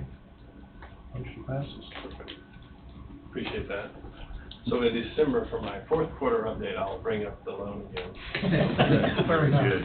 I bet you don't forget it. No, Bill won't let me forget either. We try to be good listeners. Oh, I know you are. Appreciate it. Actually enjoy coming here. Thank you, coming. Thank you, Bill. Good Sorry. meeting you. Yeah. Oh, that was good. Yeah, thanks again for coming back, sorry to put you off early. No worries. Thank you, have Thanks, a good guys. day. That was marked in your book, that way you know you've, okayed them. That's what I do. We don't mark that just in our book. Yeah, we do. Because I can't remember. I saw that while ago, and I thought, well, we already worked on this one previously. Wade's got something else. I had mine ready. Tony's pay. This isn't what I have, because I do have something, but the timing of that quitclaim deed to the county by the hospital foundation and the $4 million loan, weren't they within the same time period? Was one a part of the other? I don't know if that's having to go back into history. The $4 million to the hospital? No, I think that had to do with something, some machine or something. Yeah, that was with like I think it might have been the old MRI machine. a decade ago. I mean, not, It not, was not ahead the of the- seventies type thing, it was more in the eighties, nineties. I don't recall when that dates were. The It $4 was done, million? it was done before you and I came on. Correct, but I You mean, mean the loan? Yeah. It was about in 2014, That's what I'm saying. 2014. but there was a couple different things that happened there that caused it to be a total of the 4 million. I see. It wasn't just, Oh, it wasn't one 4 time. million, I didn't think, I thought it was like a 2 million, and then there was another one. they had put, some in a CD at Central, like 1.4 million or something like that, that was supposed to borrow against or whatever, and then they ended up cashing it in and using it. Of course, that was before Jogan. Right. Oh, yeah. And then, they were just having some financial issues with the other. I was just wondering if the deed to the county was some sort of collateral that was offered in good faith at that time for that money. no. I guess I forgot the date at which the quitclaim deed, It was in 2014, 2014, so Yep. that was, in the same time period. yeah, it would be actually. So it'd be interesting to go back in time and see what happened then and how that may have came about.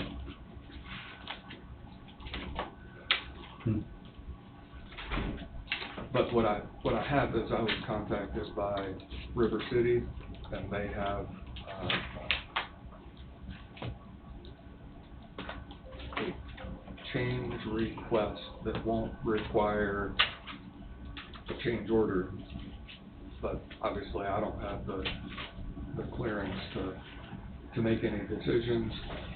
And the easiest way to describe it out to the north of the building where it's dug out a little bit right now, there's a manhole. To do anything around that manhole, according to what River City told me before I came up here, or came in here, it would require lowering the manhole some, which would potentially compromise whatever the material is that surrounds and then down to the ground, into the ground. And my understanding is the city doesn't have anybody who's comfortable doing the masonry type work that is needed for that manhole. I don't know enough about it. So what the suggestion is to move the spot down to where there's currently green space. That would be down to the west, and then have more green space on the east side than currently exists in the plan. Does any of that make any sense? And just eliminate the one that's there. It's not eliminating it, it's making it to where the manhole is not an issue. We're not eliminating parking. No, it's just shifting it down. Shifting from the west end to the east end. Correct. Go for it. Roll with it. I just wanna make sure I wanted you guys to know and make that decision. And while you're sitting in session, it's the best time to do it, so. It's another one of those things that looks good on paper. Yeah. Did we ever get a figure on our change over here? They're still working on it. Okay.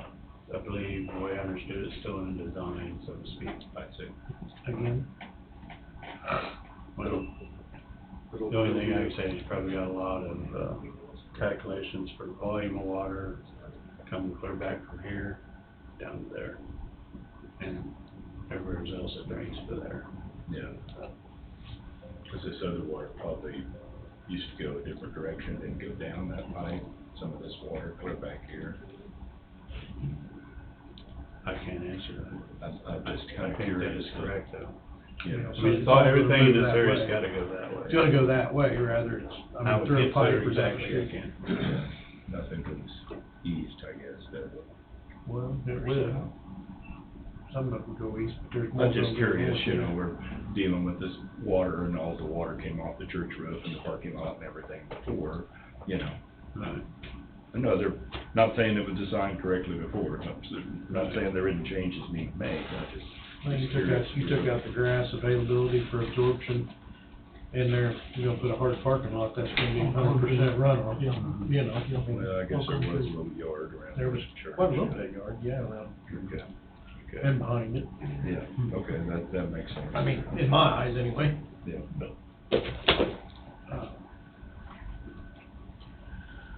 Is there any more budget stuff we need to go through in a timely?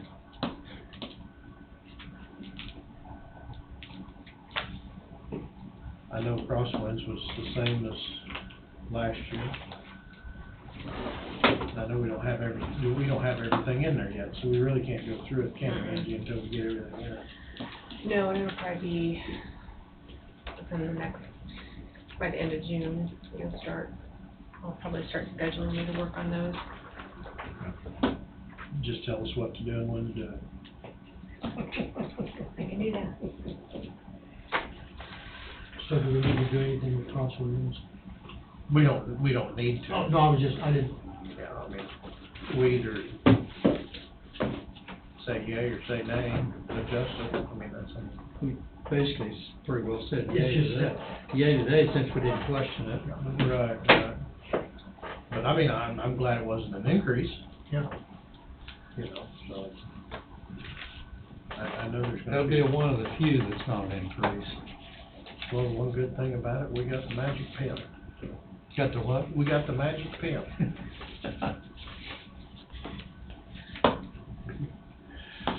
I mean, the only other thing I can think of, we really don't know anything on the north property yet, or up there at the airport. We can't discuss anything with that. We don't know. I know we brought up, and it's on our to-do list, discussion of disposing of some unneeded section, little property pieces, land pieces throughout that is absolutely no benefit to the county and could be put back to the landowner adjacent to. I was gonna say, how do you, like, there were really some small pieces, so does that just go back to the, how's that handled?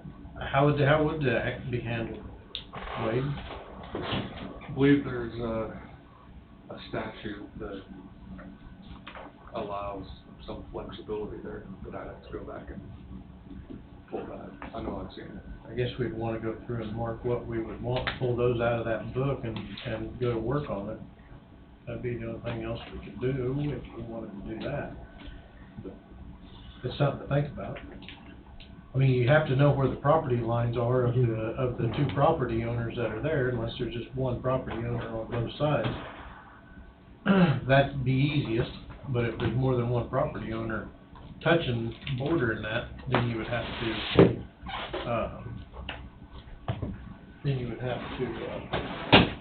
Looking for my book, I know I brought it back. My book's out of the pickup, I didn't write it down.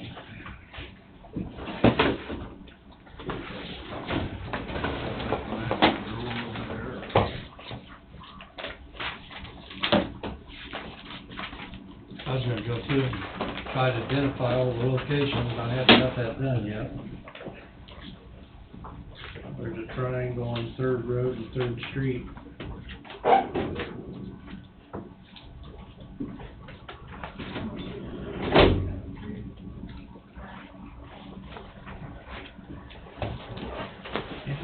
Steal some of your stickies? Absolutely. I said it was in the pickup, I forgot that it didn't. I'll have more of them. More. I got more. That's the airport.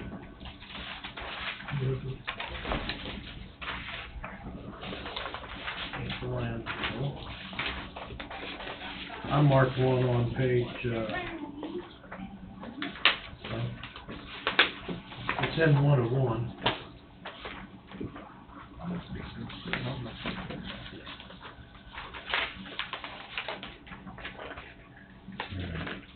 The first page here, Jesse?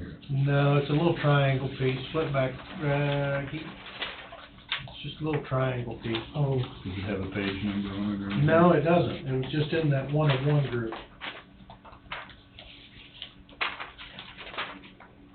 what is it, like on Graham Avenue and Foster Street? No, this is Third Street and Third Road. Okay. Oh, yeah, it is. So that's page 8. Third Street, I guess Third Street, Third and Second. I don't even know where it's at. It's the 8th page back.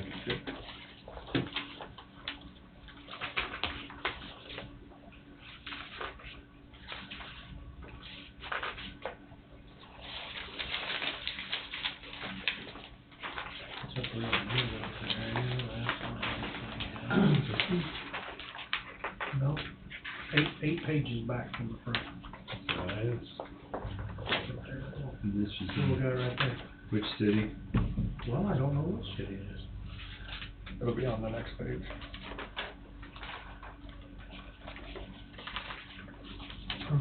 Second, South Second, Hartford.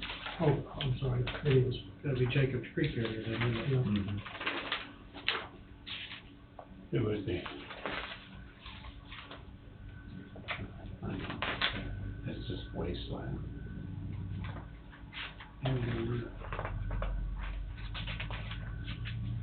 It was.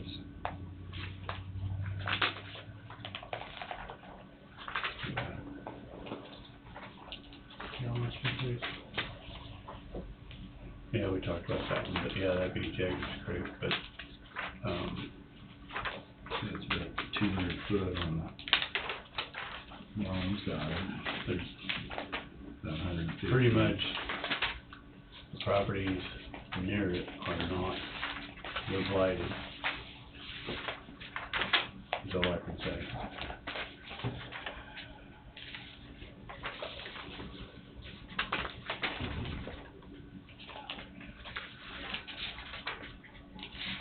Yeah.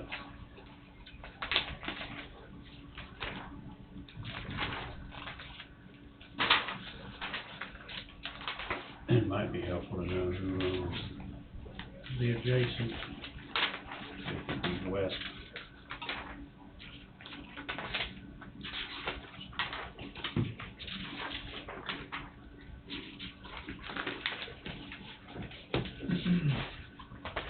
Now, we're assuming it has to do something with, having something to maybe do with sewer out there. I don't know. That was this sewer lift station? Is that what's on this next page? That's what it said, something about sewer lift station. But that must be where it's at then. That's why we own it then. So we probably shouldn't get rid of that. Don't sound like it. Yeah. I mean, is there something there for it? That's what, I mean, that's what I. Looks like there used to be at one There's a time. driveway, you know,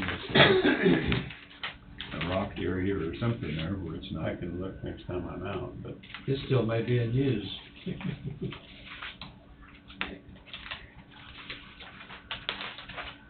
actually I believe there is a.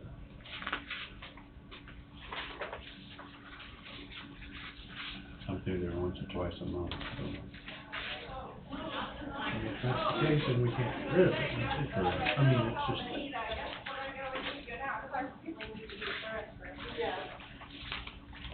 You going to a number and all them ways?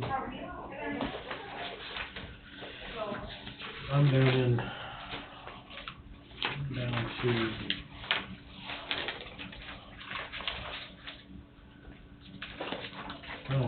Kennebec Street. That's Sixth. Yeah. Yeah. I don't know why. But when they were looking for a place to do a tower, when Sookie was here, for emergency management, How many? 73 total. Okay. they were looking for a place to So if you want to go through put a whichever one's the. Oh, tower. We thought about You doing just that. numbered the front page. Just the front page. Yeah. I think I saw, it says something drainage, I don't know. I came up with 71. On the front page on. Starting with this. Yep.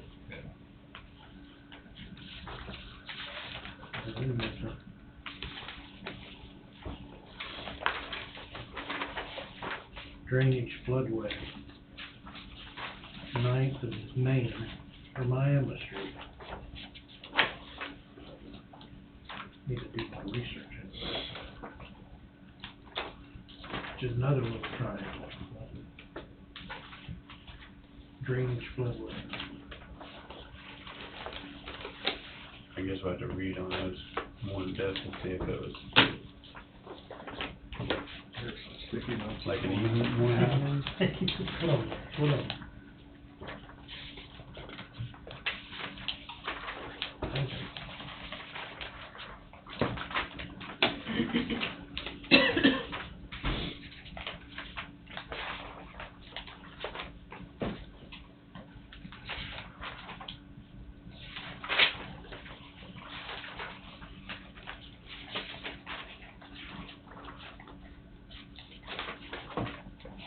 I do believe there is a lift station there at Hartford, or Jacobs Creek. I just know there is. And I think about it.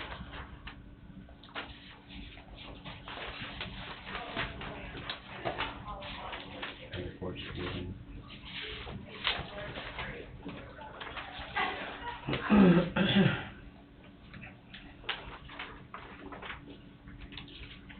One in Gridley. On Main Street.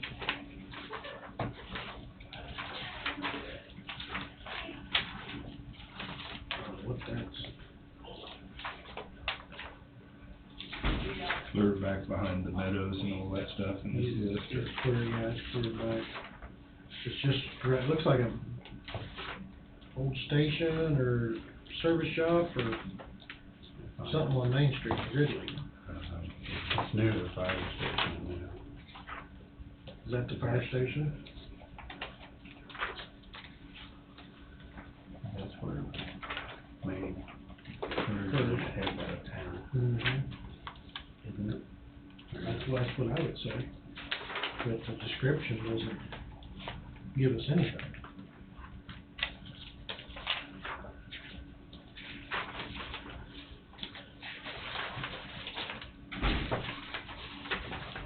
Highway 75 and 58.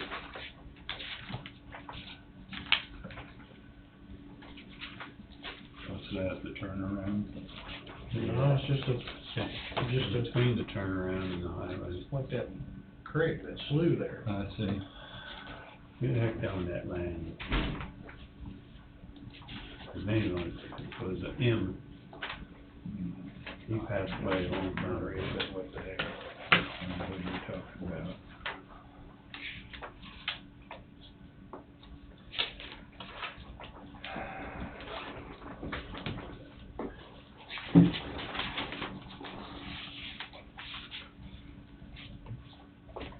Irregular triangle. That's the explanation of that one in Leroy.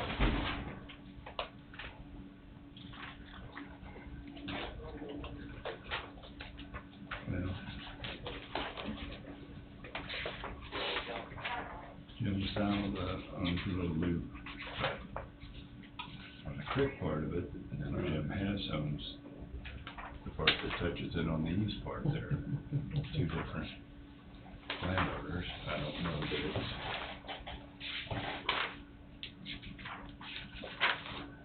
it'd be on the other side of the creek for Jim. I guess I put it in Jim. Yeah, that's him.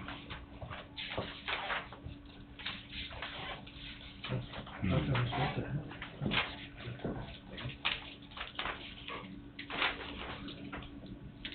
McMullen, what you're trying to think of, isn't it?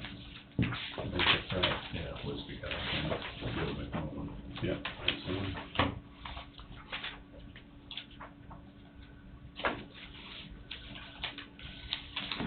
You got sticky tabs? Mm-hmm. I got all the ones marked it. Wait, if you wanna go through it, look at the ones that I marked, and you can mark them. Okay. This way, that way. Uh-huh. Which way? That way. Or whoever, I don't care. That one was 58 and 75, what was that one? Just a triangle. Right along the road there, it's not very accessible from either. No, there's a pull-off right there, I wonder, No.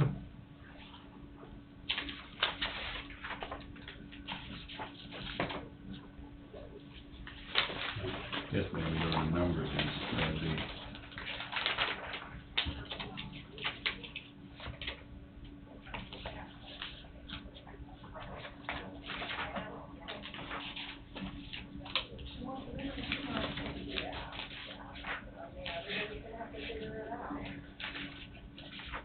I don't know what the heck that's for. It's,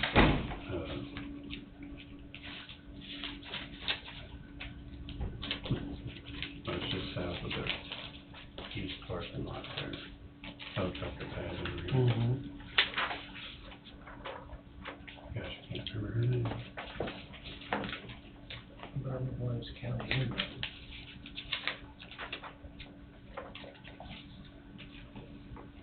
Something deeded to the hospital?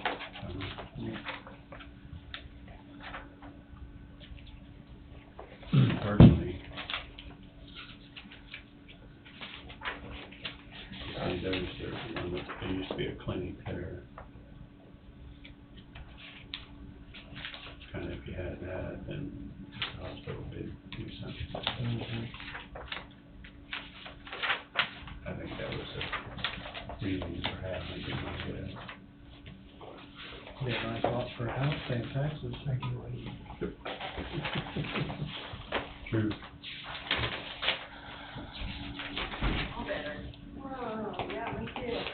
You started a number of years yet. I started to, just want to see if it's all the same numbers. Yeah. I'm gonna have to number them or I'm gonna get busy.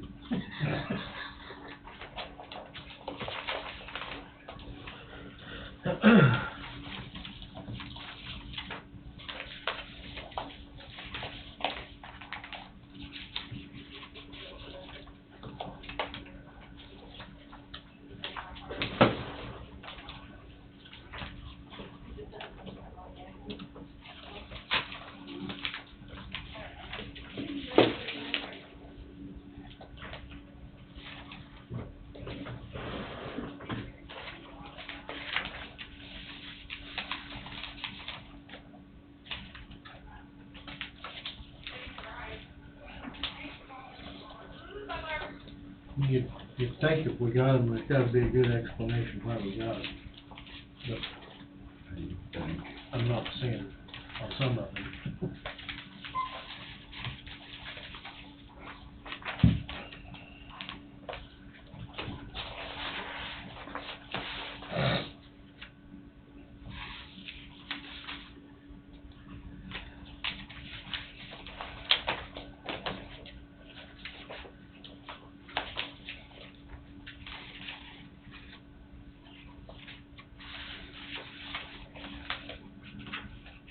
I wonder why they couldn't put like a 1-inch steel ring around that manhole to raise it up an inch, you know? Raise it up. It's gotta come up. It looks like the manhole up to 1 inch to match the pavement height. Oh, it says we'd like to lower the manhole up to 1 Foot. inch. Yeah, this is Oh, the- 1 foot, that is 1 foot. Yeah. The email hot off the press from River City. And then, if everybody's had a chance to look at that, I have the map so you can see.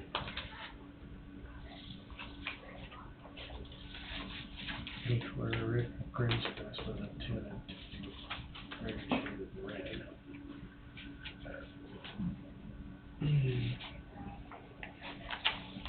There will be no tree removal.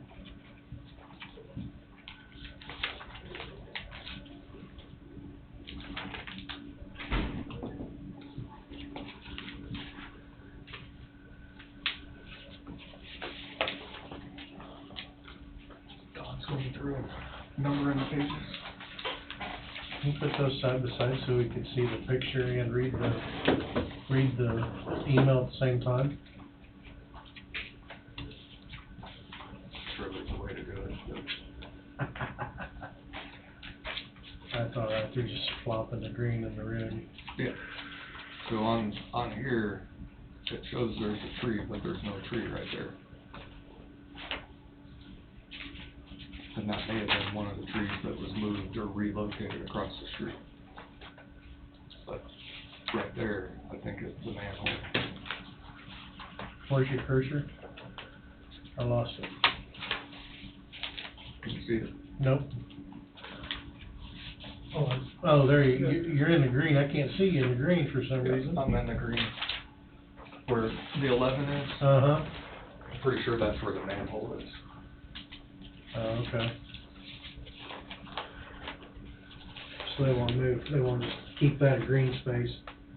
Just have this, all of this would just be green space up to here instead of having this green space in the middle.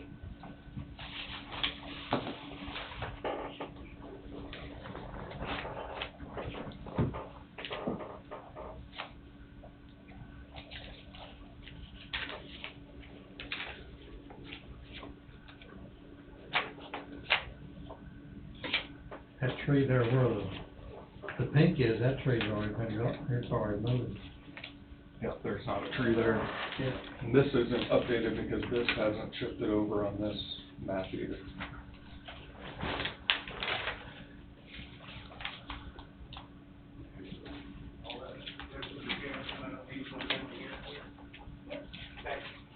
So you're gonna lose parking, you're gonna lose 2 parking spots. No, you're just gonna move it where the red is. Well, the red is green space, which the color coordinate should be the other way around, but Yeah, it's backwards. it's Yeah, it's backwards. backwards. So now the green just goes where the red is, and the red goes where the green is, in theory. But the green's only 20 foot, and the red's 24. Mm-hmm. 2 10-foot. But you're shifting that one over a little bit too, so evidently the mathematics they got to work out.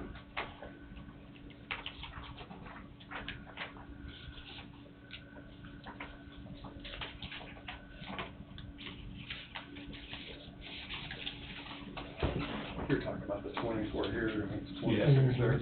Yeah. I guess if they'll shift this over and use that same width, apply it there. Yeah. Because they still won't be in that manhole. Yeah, but the far left, as we're looking at it, comes over to the east as well, though. Remember, instead of backing out into the... Right. I was just trying to do some... You're talking about right here? Mhm. Eliminating that, moving it over. Yeah, I think they're just taking this out, and then they're shifting this, and they were taking, I thought they were gonna take that spot away. Yeah, I can't remember now. And then this will just be 2 handicap stalls, accessible stalls, and removing that spot, is what I remember, but. Yeah.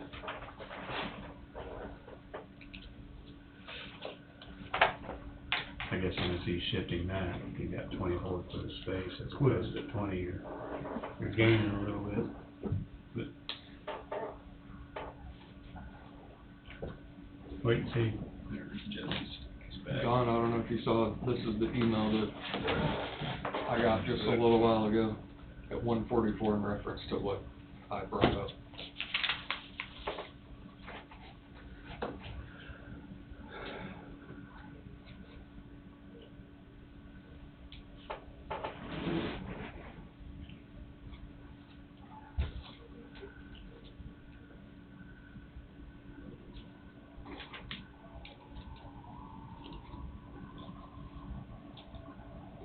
Are they doing it by brick to save time? Because they can't get a concrete manhole for 3 or 4 months, I wonder?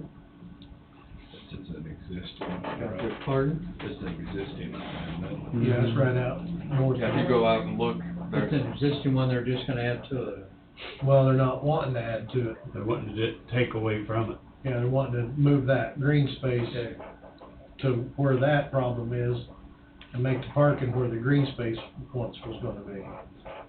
they're not wanting to compromise the integrity of the existing manhole by lowering it, because they can't guarantee it wouldn't affect it in some way. Lowering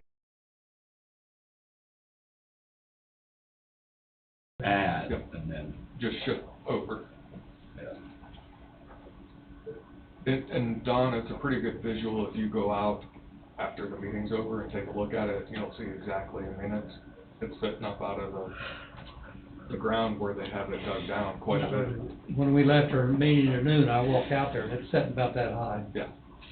About that high above. They were shooting, here at 12 o'clock, they were shooting to the north, and that might have been what they were shooting for, I don't know. So they don't have to replace it, they'll just leave it where it's at and not change that into parking, correct? They'll make that area green space, so Okay, where the green okay, space now I originally. understand. I thought we was gonna have to move another manhole for another connection or something. Well, yeah, down there. the green spaces, the manhole's where the green is, which would be the new green space, Okay, and the red would be the parking, okay, where the Okay. old green space used to be. Because that tree is gone, so. yeah. Well, I figured that's probably why they took that tree out, because it's gonna be a parking spot anyway. Well, they didn't take it out. I think that's one of the ones That one we moved to another location? across the street. It I was think- one of the newer trees, if I remember right. But we wouldn't have had to remove it Yeah, yep, if it was gonna be in the green space. right. Yeah.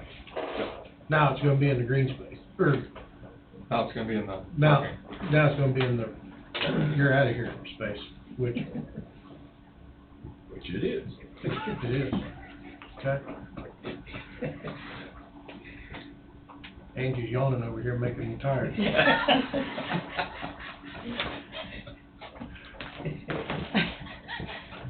I told her to quit that before noon. She doesn't listen. That's just got me yawning. I say, simple solutions do what they're gonna do. That's fine. I think that's the general consensus. Yeah, we're doing enough to slow the project down. Yeah. Changes. Yes, they just won't make that work. That's a simple fix, let's just do it. Yeah.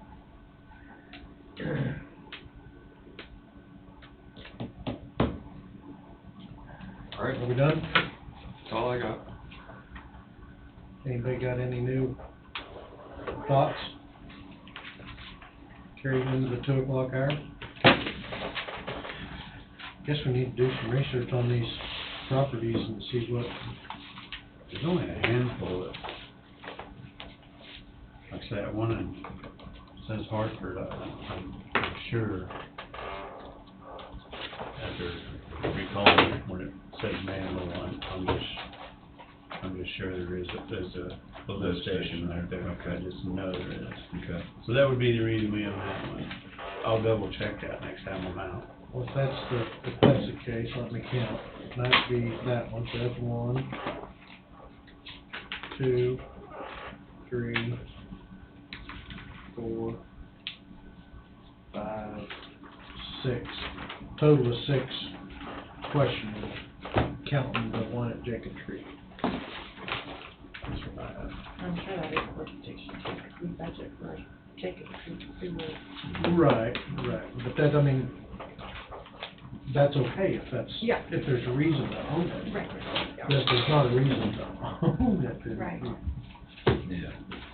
get it back on the tax or somebody. But I don't know how in the world we ever research these other locations, As to why we own it. as to why. Like the one at 58%. Yeah.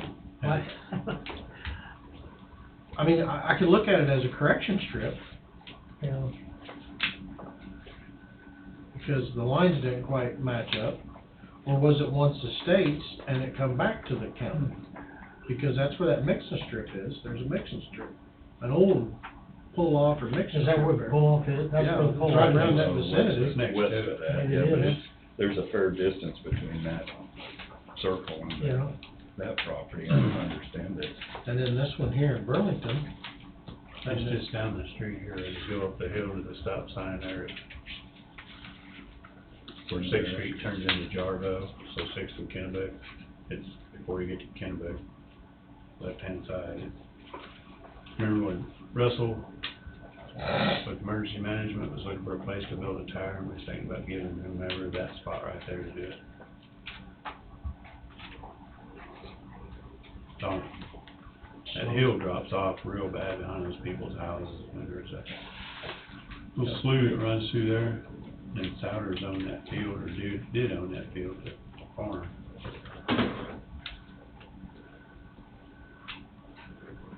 That's hers.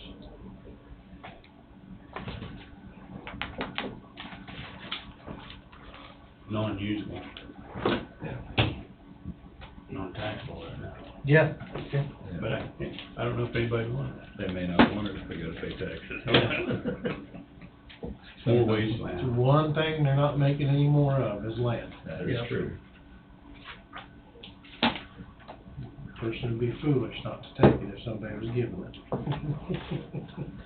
Yeah, you would think, but. Put it on my tax roll, I'll pay for it. I don't care.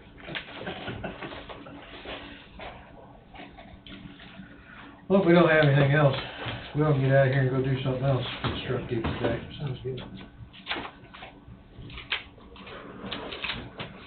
I'll make a motion to adjourn at 2:13. Move to adjourn at 2:13, all in favor, say aye. Aye. Aye. We're out of here. Flip the switch. Wade, can I swipe your book? I came up with 74. I must have something, let's say. Steve, I'll put that switch for you. Oh, yes. Just FYI, again, I guess I'm not gonna be here next week.